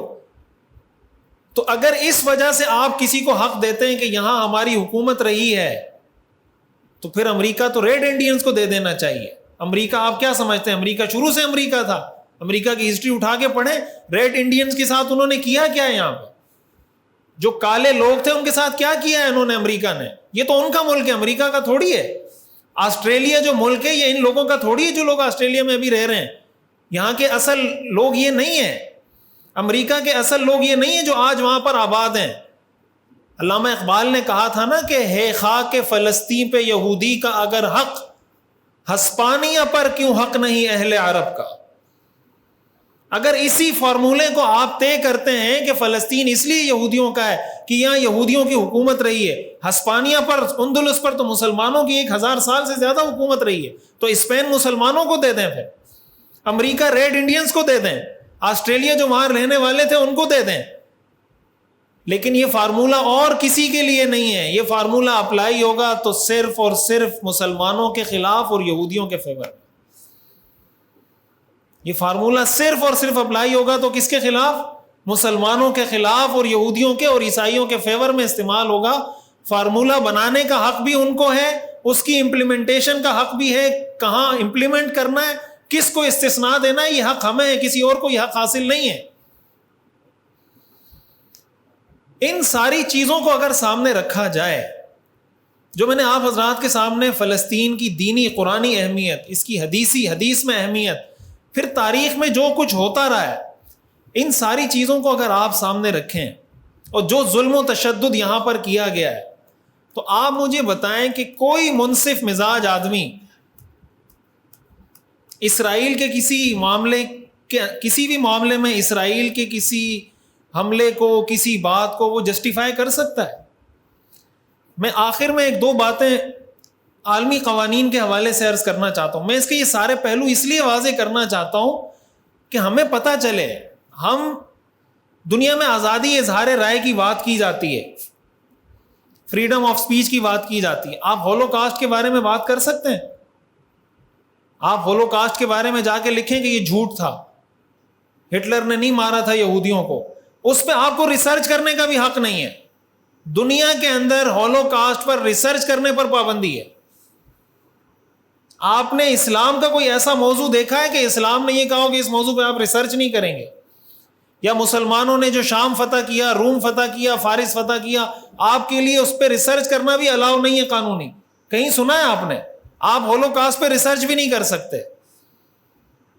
کیوں؟ اس لیے کہ وہ کہتے ہیں بھائی فریڈم آف سپیچ ہے، لیکن جہاں ہم اجازت نہیں دیں گے وہاں نہیں ہے. فریڈم آف سپیچ کا مطلب یہ کہ جہاں ہم آپ کو فریڈم دیں وہاں بولیں، جہاں ہم آپ کو فریڈم نہ دیں وہاں نہ بولیں. جب گستاخانہ خاکے شائع ہوتے ہیں، اس پر احتجاج کیا جاتا ہے، تو آگے سے کہتے ہیں فریڈم آف سپیچ. تو فریڈم آف سپیچ کا مطلب یہ ہے کہ آپ دنیا کو اس پیراڈائم سے دیکھیں جس پیراڈائم سے امریکہ دیکھ رہا ہے. امریکہ اگر دنیا کو اس زاویے سے دیکھ رہا ہے نا، تو آپ اس زاویے سے جس طرح بھی دیکھنا چاہیں، جس طرح بھی ڈسکس کرنا چاہیں، جو بھی بات کرنا چاہیں، کوئی بھی کتاب لکھنا چاہیں، اس پیراڈائم سے آپ دیکھتے رہیں، کوئی مسئلہ نہیں. لیکن اگر آپ کہتے ہیں نہیں، میں یہاں سے دیکھوں گا دنیا کو، کہ یہاں سے دنیا کیسے نظر آتی ہے، اس کا حق آپ کو نہیں ہے. آپ کو دنیا کو اسی نظر سے دیکھنا ہے جس نظر سے امریکہ دکھانا چاہتا ہے، جس نظر سے برطانیہ دکھانا چاہتا ہے. کسی اور زاویے سے آپ دنیا کو دیکھیں گے، اس کی اجازت نہیں ہے. یہ مطلب ہے فریڈم آف سپیچ کا. اب کوئی ایسا نقطہ نظر، کوئی ایسا بیانیہ، کوئی ایسا نیریٹو جو ایک مسلمان اس کو بناتا ہے، اور وہ بیانیہ ایسا ہو جو ان کے مفادات کے خلاف جا رہا ہو، اس بیانیے کو چاہیں تو دہشت گردی قرار دے دیں، چاہے تو اس کو انسانیت کا قتل قرار دے دیں، چاہے تو اس کو انسانیت دشمنی قرار دے دیں، کچھ بھی قرار دے دیں اس کو. عالمی قوانین کی اگر آپ بات کریں نا، جو جینیوا کنونشن جس کو کہا جاتا ہے، اس کا پہلا معاہدہ، پھر دوسرا معاہدہ، پھر تیسرا معاہدہ، اس کے اندر بہت ساری ایسی چیزیں ہیں. مثال کے طور پر جنگ کے اندر آپ شہری آبادی کو نشانہ نہیں بنا سکتے. یہ جنگی جرم ہے عالمی سطح پر. عالمی سطح پر جرم ہونے کا مطلب یہ کہ انٹرنیشنل کرمنل کورٹ ایسے ملک کو سزا دے گی، اور اس ملک کے جرنل کو، اس ملک کی فوج کو سزا دے گی. اور اگر یہ میں آپ کو جینیوا کنونشن بتا رہا ہوں، اگر وہ جرنیل کو سزا دینے کے باوجود ملک باز نہ آئے تو اقوام متحدہ سارے ملکوں کو جمع کر کے اس ملک کے خلاف حملہ کرے گی. یہ مطلب ہے عالمی قانون کی خلاف ورزی کرنے کا. آبادی پر، رہائشی آبادی پر حملہ کرنا یہ جنگی جرم ہے. ہسپتالوں پر حملہ کرنا یہ جنگی جرم ہے. بچوں کو قتل کرنا یہ جنگی جرم ہے. اسکولوں پر حملہ کرنا یہ جنگی جرم ہے. وہ لوگ جو آپ کے خلاف نہیں لڑ رہے ان پہ حملہ کرنا، ان کو قتل کرنا یہ جنگی جرم ہے. اسرائیل اس وقت یہ سارے جنگی جرائم کر رہا ہے یا نہیں کر رہا؟ اقوام متحدہ کے جنرل سیکرٹری نے اتنا بیان دیا کہ اسرائیل جو حملے کر رہا ہے یہ غلط کر رہا ہے، اور حماس نے جو حملے کیے تھے انہوں نے بلا وجہ نہیں کیے تھے. اس کی پوری ایک ہسٹری ہے جس کی وجہ سے حماس نے حملے کیے ہیں. لہٰذا اسرائیل اس کو جواز بنا کر شہری آبادی کو نشانہ نہیں بنا سکتا. اقوام متحدہ کے جنرل سیکرٹری نے یہ بیان دیا. تو اسرائیل کے وزیر نے بیان دیا کہ اقوام متحدہ کی جو عمارت ہے اس کو منہدم کر دینا چاہیے. اور اقوام متحدہ کے جنرل سیکرٹری کو اب کوئی حق نہیں پہنچتا کہ وہ اس عہدے پہ رہے، فوری طور پر اس عہدے سے مستعفی ہو جائے. یہ بات سمجھ میں آ رہی ہے آپ لوگوں کو؟ یہ معیار ہے مغرب کا، یہ معیار ہے ویسٹ کا، حق اور سچ کو ناپنے کا اور تولنے کا کہ حق کیا ہوتا ہے. اب اتنے جنگی جرائم کا ارتکاب ہو رہا ہے. ہسپتالوں پہ کوئی بمباری کرتا ہے، جو ان کے پاس فرسٹ ایڈ کے لیے جو سامان، ایمبولینسز پہ بمباری کی ہے. اقوام متحدہ کے ابھی تک تقریباً 40-50 سے زیادہ ورکر اس میں مارے گئے، اقوام متحدہ کے جو وہاں ریلیف کا کام کر رہے ہیں. صحافیوں کو انہوں نے مارا ہے، فرسٹ ایڈ دینے والوں کو انہوں نے مارا ہے, ریسکیو کا کام کرنے والوں کو انہوں نے مارا ہے, ریلیف کا کام کرنے والوں کو انہوں نے مارا ہے, ایمبولینسز کو انہوں نے نشانہ بنایا, ہسپتال کو انہوں نے نشانہ بنایا, شہری آبادی کو انہوں نے نشانہ بنایا, خواتین کو انہوں نے قتل کیا, بچوں کو انہوں نے قتل کیا. فرعون نے جو کیا تھا نا, یہ وہی فرعون کی اولاد ہے. یہ حضرت موسیٰ کے ماننے والے نہیں ہیں, یہ فرعون کے ماننے والے ہیں. فرعون نے کیا کیا تھا؟ فرعون نے بچوں کو قتل کیا تھا. حضرت موسیٰ نے تو نہیں کیا تھا بچوں کو قتل. تو جو بچوں کو قتل کرے وہ حضرت موسیٰ کا ماننے والا ہے یا فرعون کا ماننے والا ہے؟ فرعون نے بچوں کو قتل کیا تھا, بچوں کی پیدائش پہ پابندی لگائی تھی. کوئی لڑکا پیدا اس کو قتل کر دیا جائے. یذبحون ابناءہم ویستحیون نساءہم, یہ فرعونیوں کا طریقہ تھا, موسیٰ علیہ السلام کو ماننے والوں کا طریقہ نہیں تھا. یہ سارے جنگی جرائم ہو رہے ہیں, ساری دنیا دیکھ رہی ہے, جینیوا کنونشن کی خلاف ورزی ہو رہی ہے, عالمی جنگی جرائم کیے جا رہے ہیں, نسل کشی کی جا رہی ہے, جینوسائیڈ کیا جا رہا ہے مسلمانوں کا. عالمی قانون کے مطابق کسی بھی مذہبی گروہ کو, کسی بھی قوم کو, کسی بھی طبقے کو جزوی طور پر یا مکمل طور پر ختم کرنے کے لیے جنگ کرنا, اس کو جینوسائیڈ کہا جاتا ہے. یہ جنگی جرم ہے کہ آپ یہ کہیں کہ ہم اس طبقے کو ہی ختم کر رہے ہیں, ہم اس قوم کو ختم کر رہے ہیں, ہم اس مذہب کے ماننے والوں کو ختم کر رہے ہیں. یہ جنگی جرم ہے. غزہ میں یہ کر رہا ہے اسرائیل یا نہیں کر رہا؟ جینوسائیڈ کر رہا ہے یا نہیں کر رہا؟ تو آپ مجھے بتائیں کہ وہ جنگی جرائم کا بھی ارتکاب کر رہا ہے, وہ جینوسائیڈ بھی کر رہا ہے, نسل کشی بھی کر رہا ہے, پوری نسلیں تباہ کر رہا ہے. کیا امریکہ اس کے خلاف ہے؟ کیا برطانیہ اس کے خلاف ہے؟ کیا فرانس اس کے خلاف ہے؟ اس نے بحری بیڑا بھیج دیا ہے, 50-60 جہاز اس پہ لینڈ کر سکتے ہیں اس بحری بیڑے پر جو امریکہ نے بھیجا ہے اسرائیل کی سپورٹ کے لیے. اسلحہ بھیجا ہے, امریکہ کا وزیر دفاع ملنے آیا, امریکہ کا وزیر خارجہ ملنے آیا. اور ہمارے بہت سے نادان لوگ یہ کہتے ہیں کہ جناب یہ فلسطین کی جنگ ہے, آپ پہلے پاکستان کو سدھاریں, آپ کو فلسطین کی پڑی ہوئی ہے. تو امریکہ کو کیوں پڑی ہوئی ہے اسرائیل کی؟ امریکہ کو کیوں پڑی ہوئی ہے؟ آپ زیادہ عقل مند ہے یا امریکہ زیادہ عقل مند ہے؟ برطانیہ زیادہ عقل مند ہے یا آپ زیادہ عقل مند ہے؟ فرانس زیادہ عقل مند ہے یا آپ ہیں؟ تو امریکہ کو تو اسرائیل کی پڑی ہوئی ہے. کتنا دور ہے اسرائیل امریکہ سے؟ بر اعظم ہی الگ ہے. برطانیہ کو اسرائیل کی پڑی ہوئی ہے, فرانس کو اسرائیل کی پڑی ہوئی ہے. اور اگر کوئی پاکستانی فلسطینی کے لیے بات کرتا ہے, ویسے تو ہم کہتے ہیں کہ ہم انگریزوں کے نقش قدم پہ چلیں گے, تو اس میں بھی چل لیں نا, انگریزوں کے نقش قدم پر ہی چل لیں, قرآن حدیث کو چھوڑ دیں, سائڈ پہ رکھ لیں. انگریزوں کے پیچھے ہی چلنا ہے, ان جیسی حرکتیں کرنی ہے, تو اس حرکت میں انگریزوں کو ہی فالو کر لیں کہ اگر امریکہ کا وزیر خارجہ وہاں پہ آ کے بیان دے رہا ہے بلنکن کہ میں یہاں پر امریکی وزیر خارجہ کے طور پر تو آیا ہوں لیکن ساتھ ساتھ ایک یہودی کی حیثیت سے بھی آیا ہوں. امریکی وزیر خارجہ نے اسرائیل آ کے یہ اعلان کیا, یہ پریس کانفرنس کی کہ میں یہاں پر صرف یونائٹڈ اسٹیٹ کے ریپریزنٹیٹو کے طور پہ نہیں آیا, میں ایک یہودی کی حیثیت سے آیا ہوں, میرا باپ بھی یہودی تھا, فلاں بھی یہودی تھا, فلاں بھی یہودی تھا, میں اس حیثیت میں آیا ہوں, اور ہم آپ سے اظہار تعزیت کرتے ہیں کہ ہمارے ہوتے ہوئے آپ پہ کیسے حملہ ہو گیا. حدیث میں تو ہمیں حضور نے بتایا المسلمون کجسد واحد, مسلمان ایک جسم کی مانند ہیں, ان اشتکا منہ عضو تداعی لہ سائر الجسد بالسہر والحمى, کہ اگر جسم کے ایک حصے میں تکلیف ہو پورا جسم اس تکلیف کو محسوس کرتا ہے.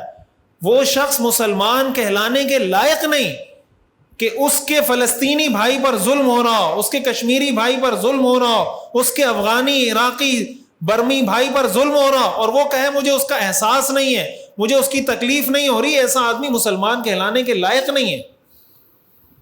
یہ درس تو ہمیں قرآن نے دیا, انما المؤمنون اخوۃ وما لکم لا تقاتلون فی سبیل اللہ والمستضعفین. قرآن بتاتا ہے کہ وہ جو کمزور لوگ ہیں وہ پکار کے کہہ رہے ہیں کہ ہمیں اس بستی سے نکالیں, ہماری مدد کریں. قرآن کہتا ہے تمہیں کیا ہو گیا, ما لکم لا تقاتلون فی سبیل اللہ, تم کیوں اللہ کے راستے میں جہاد نہیں کرتے, تم کیوں اللہ کے راستے میں قتال نہیں کرتے. تو قرآن نے تو ہمیں یہ نہیں کہا کہ اگر تمہارے ملک میں حالات ٹھیک ہوں گے تو پھر کہیں اور جا کے کسی ملک کو سپورٹ کرنا, اگر تمہارے ملک کے حالات ٹھیک نہ ہو تو کسی کو سپورٹ نہیں کرنا. اور یہ جو اس طرح کے حملے ہوتے ہیں نا, بنیادی طور پر ان کا مسئلہ فلسطین کے ساتھ نہیں ہے. ابھی بھی اگر یہ بات مسلمانوں کو سمجھ نہیں آ رہی, ان کا مسئلہ فلسطین کے ساتھ نہیں ہے, افغانستان کے ساتھ نہیں ہے, عراق کے ساتھ نہیں ہے, ان کا مسئلہ مسلمانوں کے ساتھ ہے. اگر کسی ایک ملک کے ساتھ ہوتا ہے تو کسی ایک جگہ حملہ کرتے ہیں نا, سارے وہ ممالک جہاں پہ امریکہ حملہ کر رہا ہے، برطانیہ حملہ کر رہا ہے، وہ مسلمان ملک ہی کیوں ہے؟ کسی انگریز ملک پہ جا کے کیوں حملہ نہیں کر رہا؟ آپ یورپی یونین کے آپ سب واقف ہوں گے، 45 ملک ہیں جن کا ایک ویزا لگتا ہے، شنجن ویزا. آپ سب جانتے ہیں یہ بات یا نہیں جانتے؟ ان کی کوئی سرحد نہیں ہے، کوئی بارڈر نہیں ہے. آپ یہاں پر آئیں نیدرلینڈ، وہاں پہ جائیں جرمنی، کوئی پولیس والا آپ کو نہیں ملے گا، کوئی گیٹ آپ کو نہیں ملے گا کہ نیدرلینڈ سے جرمنی جا رہے ہیں تو ویزا لیں. ایک ہی ویزا ہے 45 ملکوں کا، ایک ہی کرنسی ہے یورو ان کی. وہ کافر ہونے کے باوجود 45 ملکوں نے ایکا کیا ہوا ہے کہ بھائی ہم ایک ہیں، ہمارا ملک الگ ہوگا، حکومت الگ ہوگی، کرنسی ایک ہوگی، بارڈر ایک ہوگا، ویزا ایک ہوگا، ایک پہ حملہ ہوگا، ہم سب پہ حملہ تصور ہوگا. کیا مسلمان اس طرح کا کوئی سسٹم نہیں بنا سکتے کہ مسلمان ملک اس طرح کا کوئی سسٹم بنا لیں کہ بھائی ایک ملک پہ حملہ ہوگا، وہ ہم پہ حملہ تصور ہوگا؟ یورپی یونین اگر یہ کر سکتا ہے تو مسلمان ملک کیوں نہیں کر سکتے؟ تو بھائی قرآن حدیث کو نہیں مان رہے، انگریزوں کو ہی فالو کر لیں، یورپی یونین ٹائپ کی کوئی چیز بنا لیں. بات وہی ہے کہ ہم، وہ کہتے ہیں نا کہ کوا چلا ہنس کی چال اپنی چال بھول گیا. ہم انگریزوں کے چکر میں ان کے پیچھے چلنے لگے، اسلام بھی ہاتھ سے گیا اور انگریز بھی ہاتھ سے گئے. نہ ملا خدا نہ وصال سلم، نہ ادھر کے رہے نہ ادھر کے رہے. یہی ہوا ہے ہمارے ساتھ. قرآن کو پڑھیں، قرآن کو سمجھیں، حدیث کو پڑھیں، اسلام سے اپنے رشتے کو مضبوط کریں، اسلام جو پیغام دے رہا ہے اس کو سمجھنے کی کوشش کریں. بہت سی باتیں سننے میں بڑی اچھی لگتی ہیں، بندہ کہتا ہے یار یہ بڑی روشن خیالی والی باتیں کر رہا ہے. ابھی میں نے باتیں کی، ہو سکتا ہے آپ میں سے کوئی، یا آپ میں سے نہیں جو یوٹیوب فیس بک پہ سنے، وہ کہیں دیکھو یار کیسے ایکسٹریمسٹ لوگ ہیں، کیسے متشدد لوگ ہیں، کیسے تشدد کی باتیں کر رہے ہیں. تو ان پہ ہم افسوس نہ کریں تو کیا کریں؟ آپ مجھے بتائیں. اس سارے منظرنامے کو سامنے رکھیں اور پھر دیکھیں اس شخص کو کہ جو الٹا مسلمانوں کو کوس رہا ہے، مسلمانوں کو ایکسٹریمسٹ کہہ رہا ہے، مسلمانوں کو ٹیررسٹ کہہ رہا ہے، مسلمانوں کو دہشت گرد کہہ رہا ہے، اور کوئی ان کو بے نقاب کر رہا ہے تو وہ بھی دہشت گرد، وہ بھی ایکسٹریمسٹ، وہ بھی متشدد، وہ بھی تشدد پسند. اگر اس طرح آپ یہ سلسلہ آگے بڑھاتے چلے گئے نا، سلسلہ بڑھاتے تو یہ بات آپ یاد رکھیں کہ پھر آپ کہیں رکیں گے نہیں. پھر آپ اینڈ میں جا کے یہی کہیں گے معاذ اللہ کے صحابہ بھی ایکسٹریمسٹ تھے، متشدد تھے، اور حضور بھی معاذ اللہ، وہ بھی، ان کو بھی پھر آپ اسی کیٹیگری میں ڈالنا پڑے گا، ٹیررسٹ کی کیٹیگری میں. اس لیے کہ حضور نے بھی تو غزوہ بدر جنگ لڑی ہے، غزوہ احد میں جنگ لڑی ہے، ساری جنگیں حضور نے لڑی ہیں، صحابہ کو تیار کیا ہے. ایک صاحب کا میں کلپ سن رہا تھا، ہمیں افسوس اس پر ہوتا ہے کہ ہونا یہ چاہیے کہ کسی مسلمان ملک پہ کوئی اس طرح کا حال آئے تو سارے مسلمان ملک، سارے مسلمان فوکس ہو کے اس کے سلوشن پہ سوچیں، اس کا حل سوچیں کہ ہم کیا کر سکتے ہیں، وہ کیا کر سکتا ہے، وہ کیا کر سکتا ہے.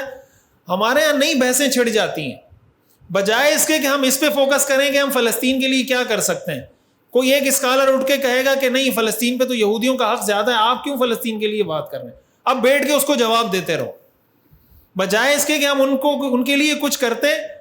سارا اس کی توجہ ڈائیورٹ کر کے ادھر لگا دی کہ نہیں بھائی یہودیوں کا حق نہیں ہے، مسلمانوں کا حق ہے. اب بیٹھ کے اس کے ساتھ بحث مباحثہ کرتے رہو. ایک صاحب اٹھ کے کھڑے ہونے لگے کہ مسجد اقصیٰ کا تو قرآن میں کہیں ذکر ہی نہیں ہے، مسجد اقصیٰ کا نام ذکر ہے قرآن میں. اسکالر کہہ رہے ہیں مسجد اقصیٰ کا تو نام ہی نہیں ہے، وہ مسجد اقصیٰ سے مراد مسجد نبوی ہے.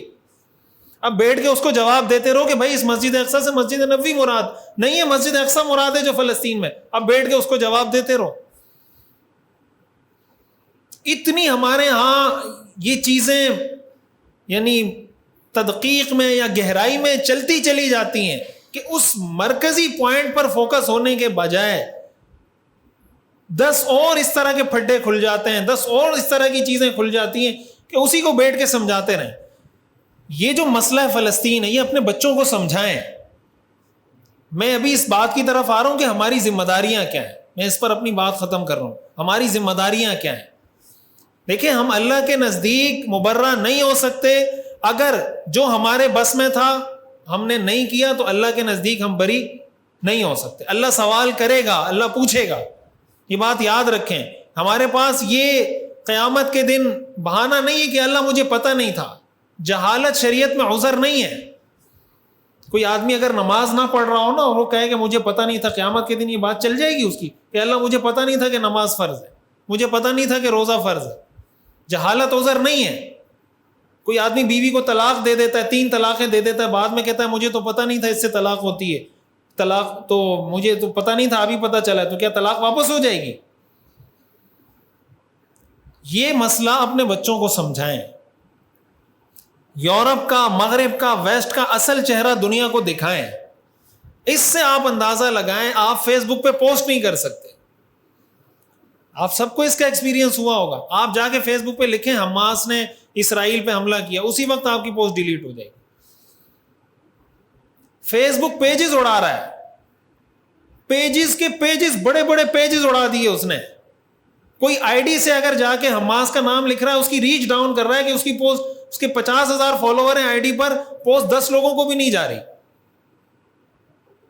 آپ حماس کا نام فلسطین نہیں لکھ سکتے. فلسطین لکھنے کے لیے فلس اور آگے 3 لکھنا پڑ رہا ہے ہمیں کہ فلسطین لکھیں، اور وہاں کہیں وہ اس کا اے آئی سسٹم اس کو ڈیٹیکٹ کرے گا اور اڑا دے گا. آپ تھمبنیل میں کوئی ایسی چیز نہیں لکھ سکتے. تو اور سمجھنے کے لیے کچھ رہ گیا ہے کہ ہم ابھی بھی اگر نہیں سمجھیں گے تو، جو کہا تھا نا ہندوستان والوں کو کہ اگر ابھی بھی نہیں سمجھو گے تو تمہاری داستان بھی نہ ہوگی داستانوں میں. اگر اب بھی نہیں سمجھیں گے تو کب سمجھیں گے ہم؟ ہمارے کرنے کا کام، پہلا کام یہ ہے اویئرنیس پھیلائیں اس حوالے سے. اس کے حوالے سے اویئرنیس سیشن رکھوائیں. اس طرح یہ بیان ہے، اس طرح کے بیانات ہی اپنے بچوں کو سنوائیں. اس پہ ڈاکومنٹریز بنائیں، اس پہ آپ جناب ویڈیوز بنائیں، آپ اس پہ پوسٹیں ڈیزائن کریں. جو ریالٹی ہے، گراؤنڈ ریالٹی، مسلمانوں کا بیت المقدس پہ حق، یہودیوں کا اصل چہرہ، انگریزوں کا اصل چہرہ، یورپ کا اصل چہرہ، یہ دکھائیں دنیا کو. علامہ اقبال کے بارے میں جب ہم پڑھتے ہیں نا، علامہ اقبال نے تو یورپ میں تعلیم حاصل کی تھی، جرمنی میں پڑھا تھا، لندن میں انہوں نے بیرسٹری کی تھی، لیکن ان کی شاعری میں آپ دیکھیں یورپ جانے کے بعد ان کی شاعری میں یورپ کے خلاف شدید نفرت ہے. علامہ اقبال اور عطاء اللہ شاہ بخاری رحمۃ اللہ علیہ فرماتے تھے کہ علامہ اقبال کو نہ تو انگریزوں نے سمجھا، اگر انگریز نے سمجھا ہوتا تو علامہ اقبال کو پھانسی دے دیتا، اور مسلمانوں نے بھی نہیں سمجھا. اگر مسلمان سمجھتے تو آج مسلمان فاتح ہوتے. تو دونوں میں سے کسی نے نہیں سمجھا علامہ اقبال.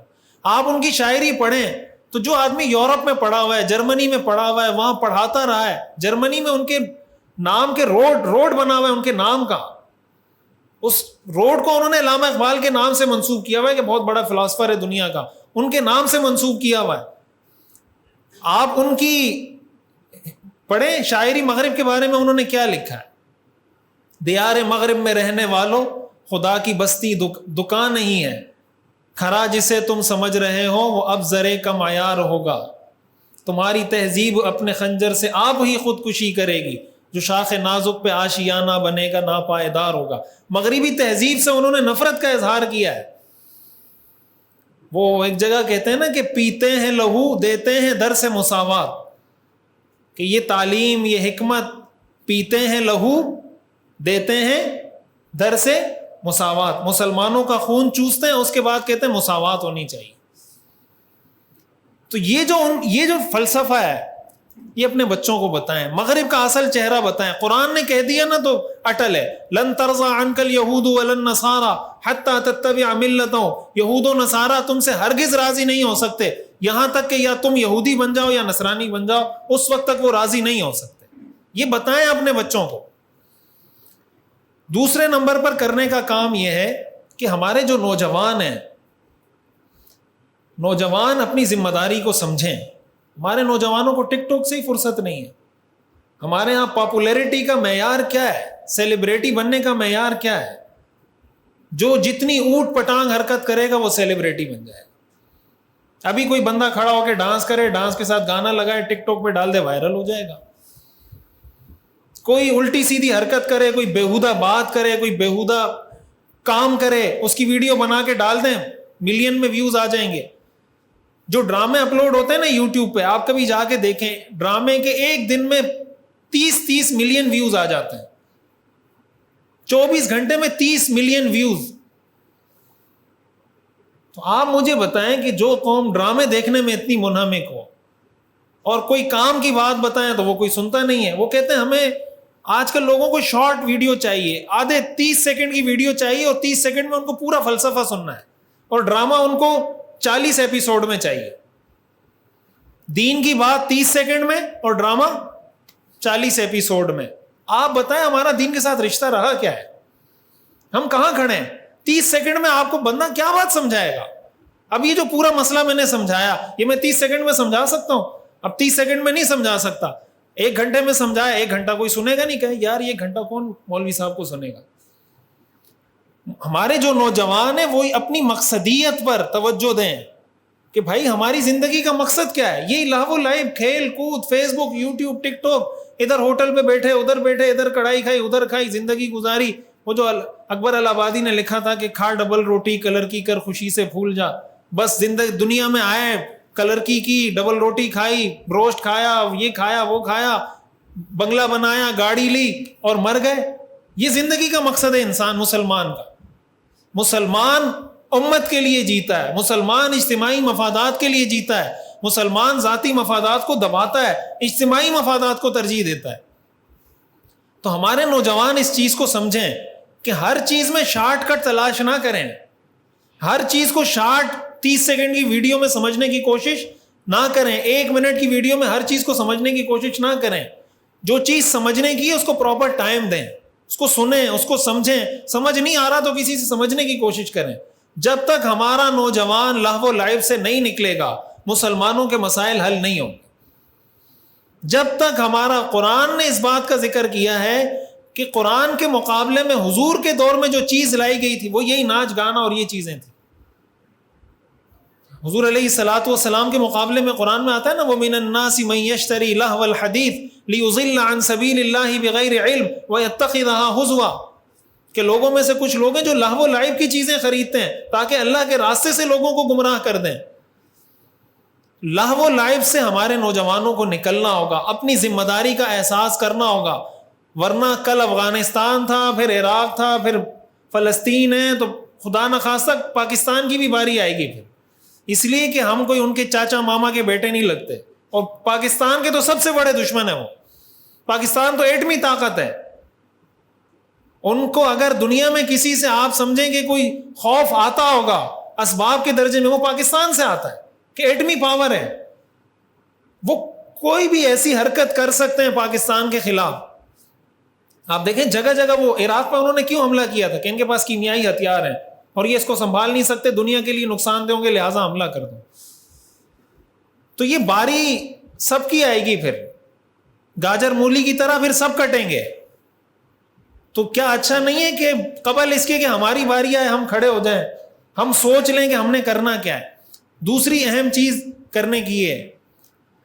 تیسری اہم چیز کہ بچوں کی سطح پر, عوامی سطح پر بھی بیداری پیدا کریں. تیسری چیز ہے اجتماعی اور انفرادی طور پر اپنے گناہوں سے توبہ کریں. دیکھیں ہم پر جو بھی مشکلات آتی ہیں, حضرت عمر رضی اللہ تعالیٰ عنہ نے جو خطوط لکھے تھے نا اپنے گورنروں کو, ان خطوط میں یہ بات لکھی تھی کہ نماز کی پابندی کرنا, شریعت پہ عمل کرنا, اور ساتھ حضرت عمر نے یہ بات لکھی تھی کہ اللہ کی مدد تمہارے ساتھ اس لیے ہوتی ہے کہ تم دین پر عمل کرتے ہو, تو کم ہونے کے باوجود بھی اللہ تمہیں غلبہ دے دیتا ہے. اگر تم نے دین پر عمل کرنا بھی چھوڑ دیا اور طاقت میں بھی تم کم ہوئے تو پھر تمہیں کیوں غلبہ حاصل ہوگا؟ ہم اللہ کے کوئی رشتہ دار ہیں؟ یہودی جو کہتے تھے کہ لن تمسنا النار الا ایاما معدودا, کہ ہم تو جہنم میں جائیں گے ہی نہیں, جہنم تو ہماری ہے. وقالت الیہود والنصارى نحن ابناء اللہ, یہود و نصارہ کہتے ہیں ہم اللہ کے بیٹے ہیں. وہ اللہ کا جو وعدہ ہے جنت کا, وہ یہود کے ٹائٹل کے ساتھ نہیں ہے, وہ وعدہ اللہ کا حضرت موسیٰ کے ماننے والوں کے ساتھ ہے. تو اللہ کا وعدہ مسلمان کے ٹائٹل کے ساتھ نہیں ہے کہ کسی کے نام کے ساتھ ٹائٹل مسلمان کا لگا ہوا ہے. اللہ کا وعدہ مسلمانوں والے عمل کرنے والوں کے ساتھ ہے. عمل سے زندگی بنتی ہے, جنت بھی جہنم بھی. یہ خاکی اپنی فطرت میں نہ نوری ہے نہ ناری, اپنے اعمال کی اصلاح کی ضرورت ہے, توبہ استغفار کی ضرورت ہے. چوتھے نمبر پر دعا کا اہتمام کرنے کی ضرورت ہے. ہر نماز میں دعا کریں. جمعے کا خطبہ ہے, قنوت نازلہ پڑھیں. فجر میں قنوت نازلہ پڑھیں. نمازوں کے بعد قنوت نازلہ پڑھیں.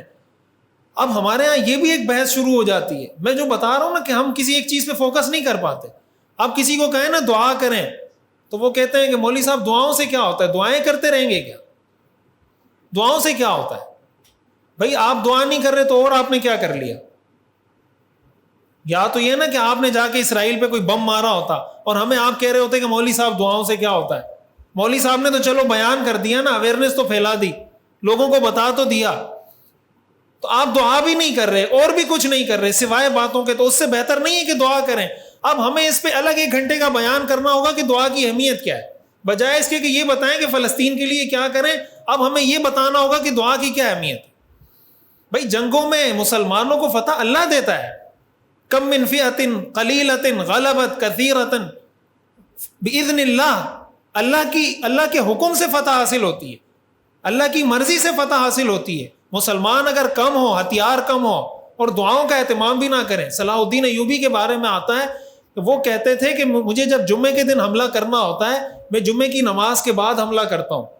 وجہ اس کی ہے کہ مجھے اس بات کا انتظار ہوتا ہے کہ جمعے کے خطبے میں خطبہ ہمارے لیے دعا کریں گے, اس دعا کے بعد جب میں حملہ کروں گا اللہ مجھے کامیابی دے گا. ہم نے دعا کو بالکل کھاتے سے نکال دیا کہ دعا سے تو ہوتا ہی کچھ نہیں ہے. بھائی دعاؤں سے بہت کچھ ہوتا ہے. اللہ کی ذات سب کچھ کرنے پر قادر ہے. اللہ اگر ابابیل کے ذریعے ہاتھیوں کو تباہ کر سکتا ہے, اللہ کچھ بھی کر سکتا ہے. اس کا ہرگز یہ مطلب نہیں دعا کرنے کا کہ باقی کام چھوڑ دیں, باقی ذمہ داریاں آپ کہیں کہ اور ہمارے ذمہ کچھ نہیں. میں ذمہ داریاں اور بھی بتا رہا ہوں, یہ ان میں سے ایک ہے. لیکن اگر ان میں سے ہر ایک کو آپ یہ کہتے ہیں کہ اس کا کیا فائدہ, اویئرنیس سیشن کا کیا فائدہ, نوجوانوں کا لہو و لعب چھوڑنے کا کیا فائدہ, اور جناب توبہ استغفار کا کیا فائدہ, اور دعاؤں کا کیا فائدہ, پھر فائدہ کس چیز کا ہے, کس چیز کا فائدہ ہے پھر؟ تو دعاؤں کا اہتمام اپنے مسلمان بھائیوں کے لیے, فلسطینیوں کے لیے کریں. ہر نماز کے بعد اس سے آپ کے دل میں یہ مسئلہ, یہ احساس زندہ رہے گا. کم از کم یہ احساس مردہ نہیں ہوگا. آج جو امت مر چکی ہے نا, اس کی بنیادی وجہ یہ کہ ہم اس کو ڈسکس ہی نہیں کرتے, نہ کسی انسان کے ساتھ نہ اللہ کے ساتھ. 5ویں نمبر پر کہ سوشل میڈیا پر اس کے خلاف بھرپور آواز اٹھائیں, جس حد تک اٹھا سکتے ہیں. میں تقریباً 10 دن پہلے میں نے ایک رپورٹ پڑھی تھی الجزیرہ پر کہ اسرائیل نے اس جنگ کے لیے, جب 7 اکتوبر سے جنگ شروع ہوئی, 20 دنوں میں اپنے اشتہار کے لیے, یعنی میڈیا پر اپنا موقف نیریٹو لانے کے لیے 20 دنوں میں $8 ملین خرچ کیے ہیں.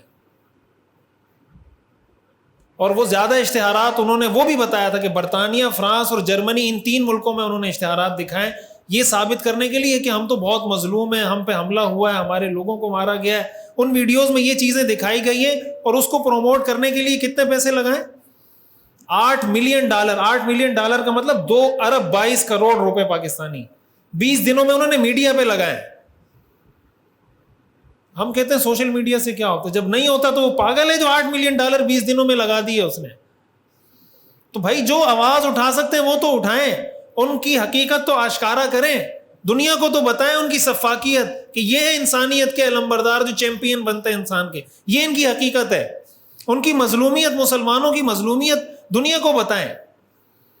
جس حد تک آواز اٹھا سکتے ہیں. ہمارے یہاں لوگوں کو کرکٹ سے ہی فرصت نہیں ہے, ورلڈ کپ سے فرصت نہیں ہے.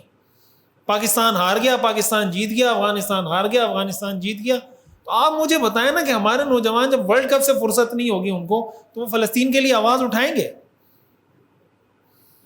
6 نمبر پر کرنے کا کام یہ کہ اس کے حوالے سے احتجاج کریں. حکومتوں کو, مسلمان ریاستوں کو اس بات پر عوام کی ذمہ داری ہے کہ وہ حکومتوں کو اس بات پہ مجبور کریں کہ وہ اس کے خلاف سٹینڈ لیں. ہم طبی امداد نہیں پہنچا پا رہے. مصر کے رفح کراسنگ پہ طبی امداد روکی ہوئی ہے. اتنی مسلمان ساری ریاستیں مل کر اتنی تپڑ ان میں نہیں ہے کہ وہ طبی امداد, وہ ریلیف, وہ آٹا وہ وہاں سے پار کرا دیں, کراس کرا دیں. OIC کا اجلاس ہوتا ہے, بیٹھتے ہیں, گفتن نشستن برخاستن, وہ ختم ہو جاتا ہے. تو بھائی حکومت بہت سارے کام اس وقت کرتی ہے جب عوامی پریشر آتا ہے, اور عوامی پریشر آئے گا جب عوام پریشر بنائے گی تو پریشر آئے گا نا. تو اس لیے اس مسئلے کو تازہ رکھیں, اس کے خلاف احتجاج ہو رہا ہے اس میں شریک ہوں, اور اس میں پارٹی بازیاں چھوڑ دیں. کہ یار اس پارٹی کا احتجاج ہے تو میں شریک ہوں گا, اس پارٹی کا ہے تو نہیں ہوں گا. فلسطین کے لیے جو بھی احتجاج کر رہا ہے وہ ہمارا ہے, فلسطین کے حق میں جو بھی آواز اٹھا رہا ہے وہ ہمارا ہے, وہ لبرل ہے پھر بھی ہمارا ہے, سیکولر ہے پھر بھی ہمارا ہے. ہمیں اپنا مقصد حاصل کرنا ہے.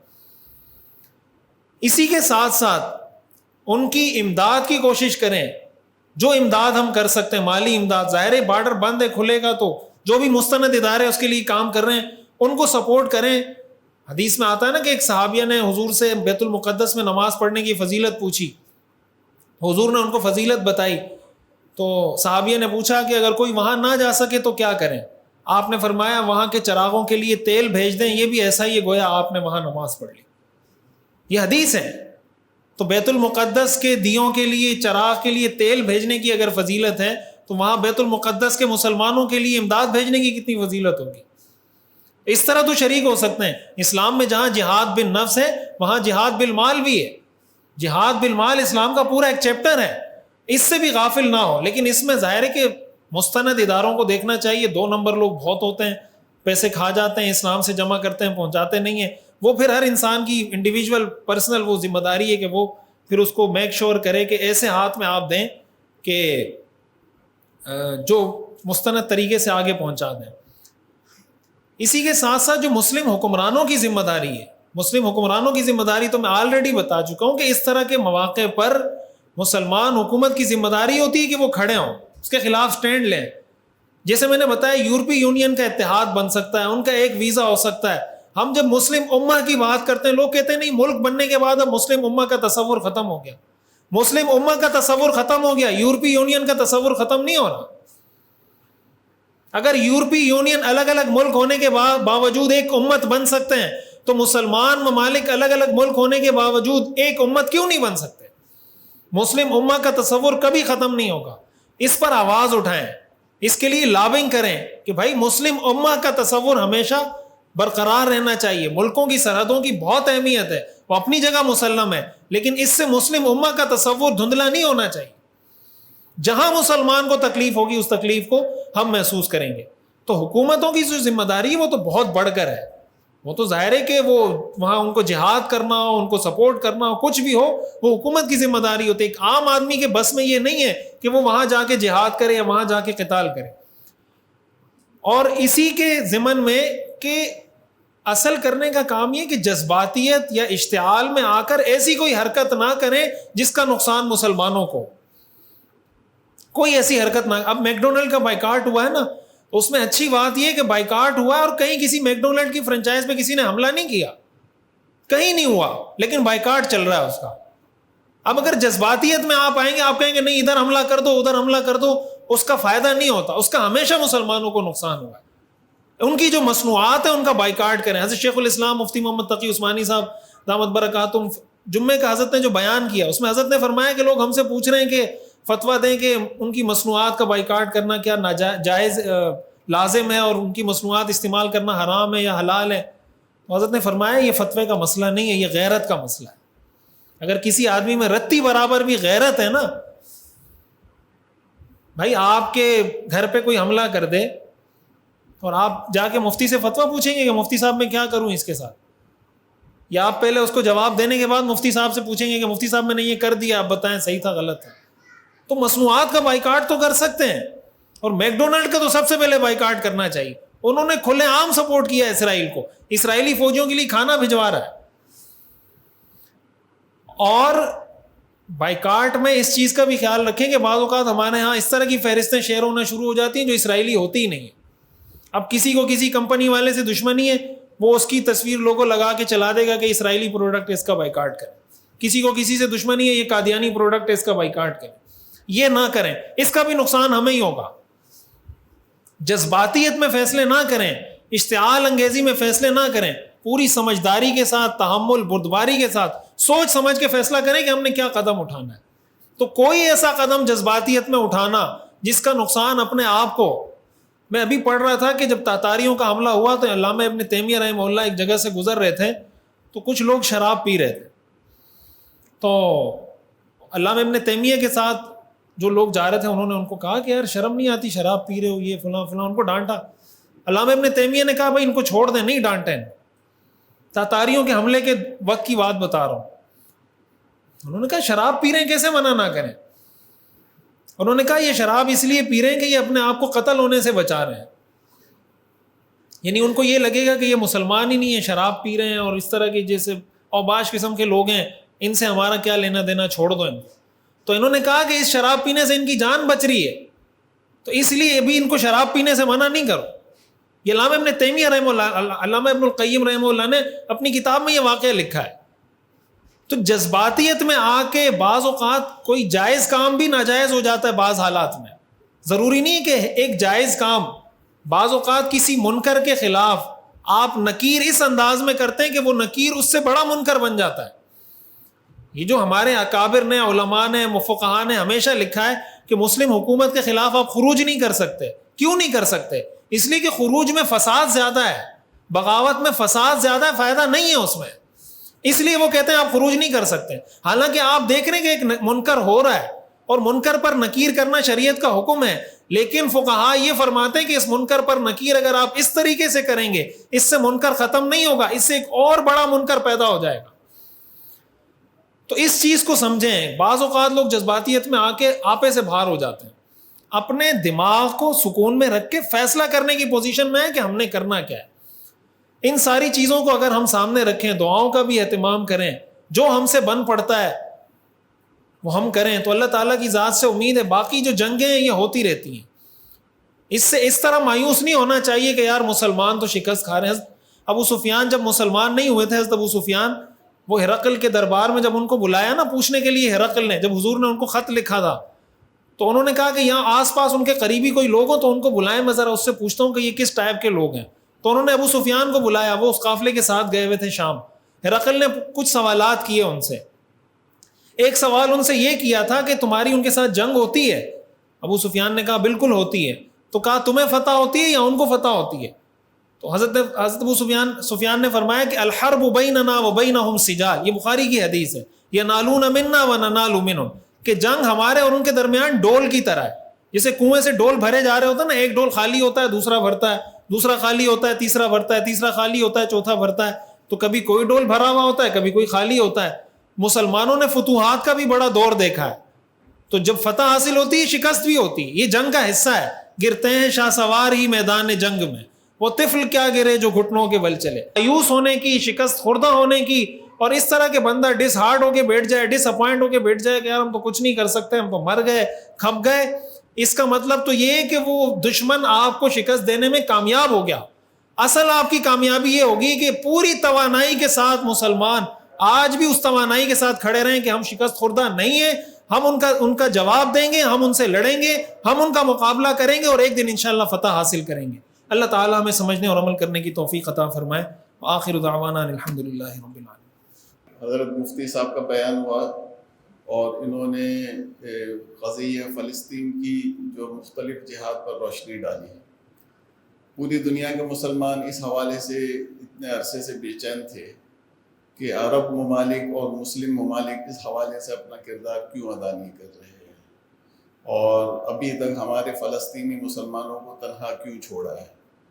تو اس حوالے سے بھی کام ہوا، اور کل اور پرسوں عرب لیگ کی جو ہے کانفرنس جاری تھی، اور آج جو ہے جو امت مسلمہ کے دیگر ممالک ہے ان کی کانفرنس چل رہی ہے۔ لیکن کل بھی قراردادیں کچھ اس نوعیت کی منظور کی گئی کہ جس کی وجہ سے ابھی بھی جو ہے فلسطین کے حالات جو ہے وہ صحیح ہوتے نظر نہیں آ رہے، بلکہ انتہا تو کل یہ ہوئی کہ 5 قراردادیں جو کہ کوئی ہمارے لیے آسانی کا سامان فراہم کر سکتی تھی، فلسطین کے مسلمانوں کے لیے کچھ آسانی کا سامان پیدا کر سکتی تھی، تو وہ 4 ممالک نے 14 میں سے 15 میں سے 11 ممالک نے تائید کی، 4 ممالک نے اس کی مخالفت کی اور وہ ویٹو ہو گئی۔ تو وہ ایسی ہی جو ہے قراردادیں تھیں کہ جس کی وجہ سے کچھ امید کے آثار پیدا ہوئے تھے۔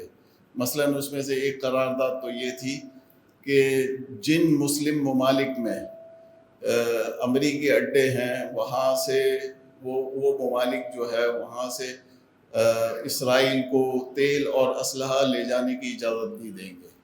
اور ایک اور قرارداد جس کا خلاصہ یہ ہے کہ عرب ممالک پیٹرول اور دیگر جو ہے جو تیل کے جو دیگر جو ہے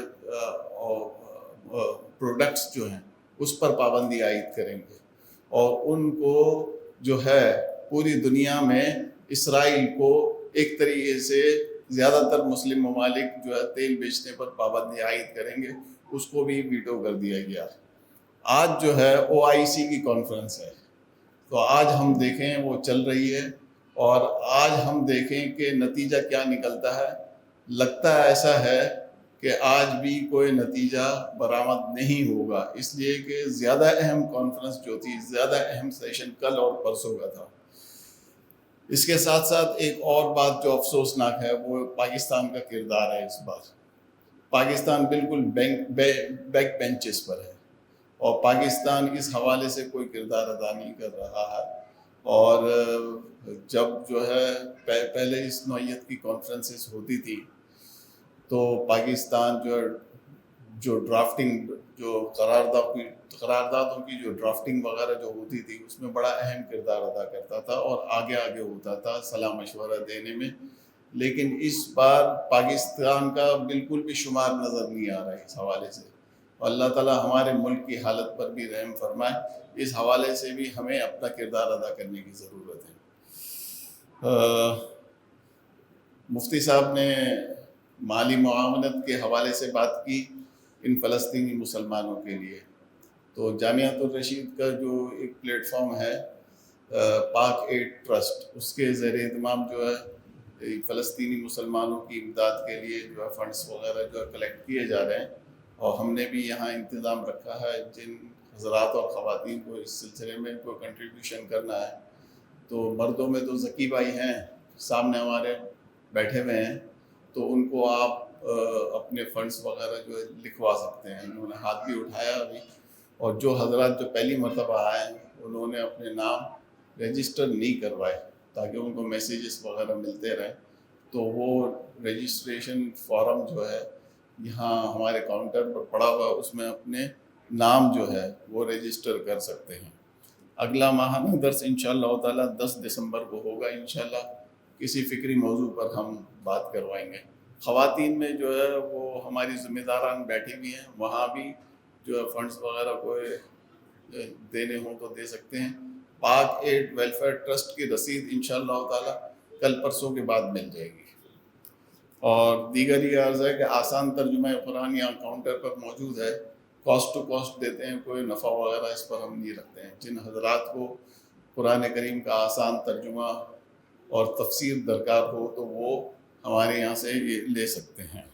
اس کے علاوہ آج کا درس قرآن و حدیث آپ نے اندازہ لگایا ہوگا کہ مفتی صاحب نے مختلف جو ہے جوانب کو کس طریقے سے کور کیا، یعنی کہ دریا وہ کوزے میں بند کیا. تو اس کو آپ میرے خیال میں آج رات کو 8 بجے جو ہے یہ ہمارے القرآن کورسز نیٹ ورک پاکستان اور درس قرآن .com JTRmedia.com ان کے صفحات پر نشر ہوگا آج رات کو 8 بجے. پھر اس کے بعد لگا ہوا ہوگا، جب بھی آپ سننا چاہیں سن سکتے ہیں. تو آپ جتنی بار سننا چاہیں اسے سنیں اور آگے اپنے احباب میں اسے فارورڈ بھی کر دیں. میں جناب مفتی صاحب سے گزارش کروں گا کہ دعا فرمائیں. ربنا آتنا فی الدنیا حسنہ وفی الآخرۃ حسنہ وقنا عذاب النار. ربنا لا تزغ قلوبنا بعد إذ هديتنا وهب لنا من لدنك رحمة إنك أنت الوهاب. اللهم انصر المسلمين، اللهم انصر من نصر دين محمد صلى الله عليه وسلم واجعلنا منهم، واخذل من خذل دين محمد صلى الله عليه وسلم ولا تجعلنا منهم. یا اللہ ہم سب کے گناہوں کو معاف فرما، یا اللہ ہم سب کی خطاؤں سے درگزر فرما. یا اللہ ہم اپنے گناہوں کی وجہ سے طرح طرح کے عذابوں کا، مشکلات کا شکار ہیں. یا اللہ ہم اجتماعی توبہ، اجتماعی استغفار کرتے ہیں، ہمارے گناہوں کو معاف فرما دیجیے. یا اللہ ہمارے گناہوں کو معاف فرما کر ہم پر اپنا رحم و کرم فرما دیجیے. یا اللہ ہمارے فلسطینی مسلمان بھائیوں کی، بہنوں کی، بچوں کی یا اللہ مدد و نصرت فرما دیجیے، یا اللہ غیب سے ان کی مدد فرما دیجیے، یا اللہ ہمارے مسلمان حکمرانوں کو غیرت عطا فرما دیجیے کہ وہ ان کے لیے کوئی کردار ادا کر سکیں، یا اللہ آپ غیب سے ان کی مدد فرما دیجیے، ان کو کامیابی و کامرانی نصیب فرما دیجیے، یا اللہ ان کو استقامت اور ثابت قدمی نصیب فرما دیجیے، یا اللہ مسلمانوں کو ہمت، جذبہ اور جرت عطا فرما دیجیے۔ ایک بار پھر یا اللہ مسلمانوں میں جذبہ جہاد اور شوق شہادت کو بیدار کر دیجیے، یا اللہ ہم سے جو کچھ ان کے لیے ہو سکتا ہے ہمیں وہ سارے کام کرنے کی توفیق عطا فرما دیجیے، یا اللہ اس کو اپنی بارگاہ میں قبول فرما دیجیے، یا اللہ ہمیں دین کی صحیح سمجھ عطا فرما، قرآن کا صحیح فہم عطا فرما، رسول اللہ صلی اللہ علیہ وسلم کا سچا عشق اور سچی محبت نصیب فرما، یا اللہ ہمیں ایک امت بننے کی توفیق عطا فرما، ہمیں امت مسلمہ کا درد سمجھنے کی، یا اللہ اس کو محسوس کرنے کی توفیق عطا فرما، اس کے لیے اپنا کردار ادا کرنے کی توفیق عطا فرما، یا اللہ یہاں القرآن کورسز نیٹ ورک کے تحت جو کوششیں ہو رہی ہیں، درس قرآن ہوتا ہے، دیگر جو دینی خدمات ہیں، یا اللہ تمام خدمات کو اپنی بارگاہ میں قبول فرما، یا اللہ قبول فرما، خوب ترقی عطا فرما، یا اللہ اخلاص میں مزید اضافہ فرما، دین و دنیا کی کامیابیاں نصیب فرما۔ وصلی اللہ تعالی علی خیر خلقہ محمد و آلہ و اصحابہ اجمعین، آمین۔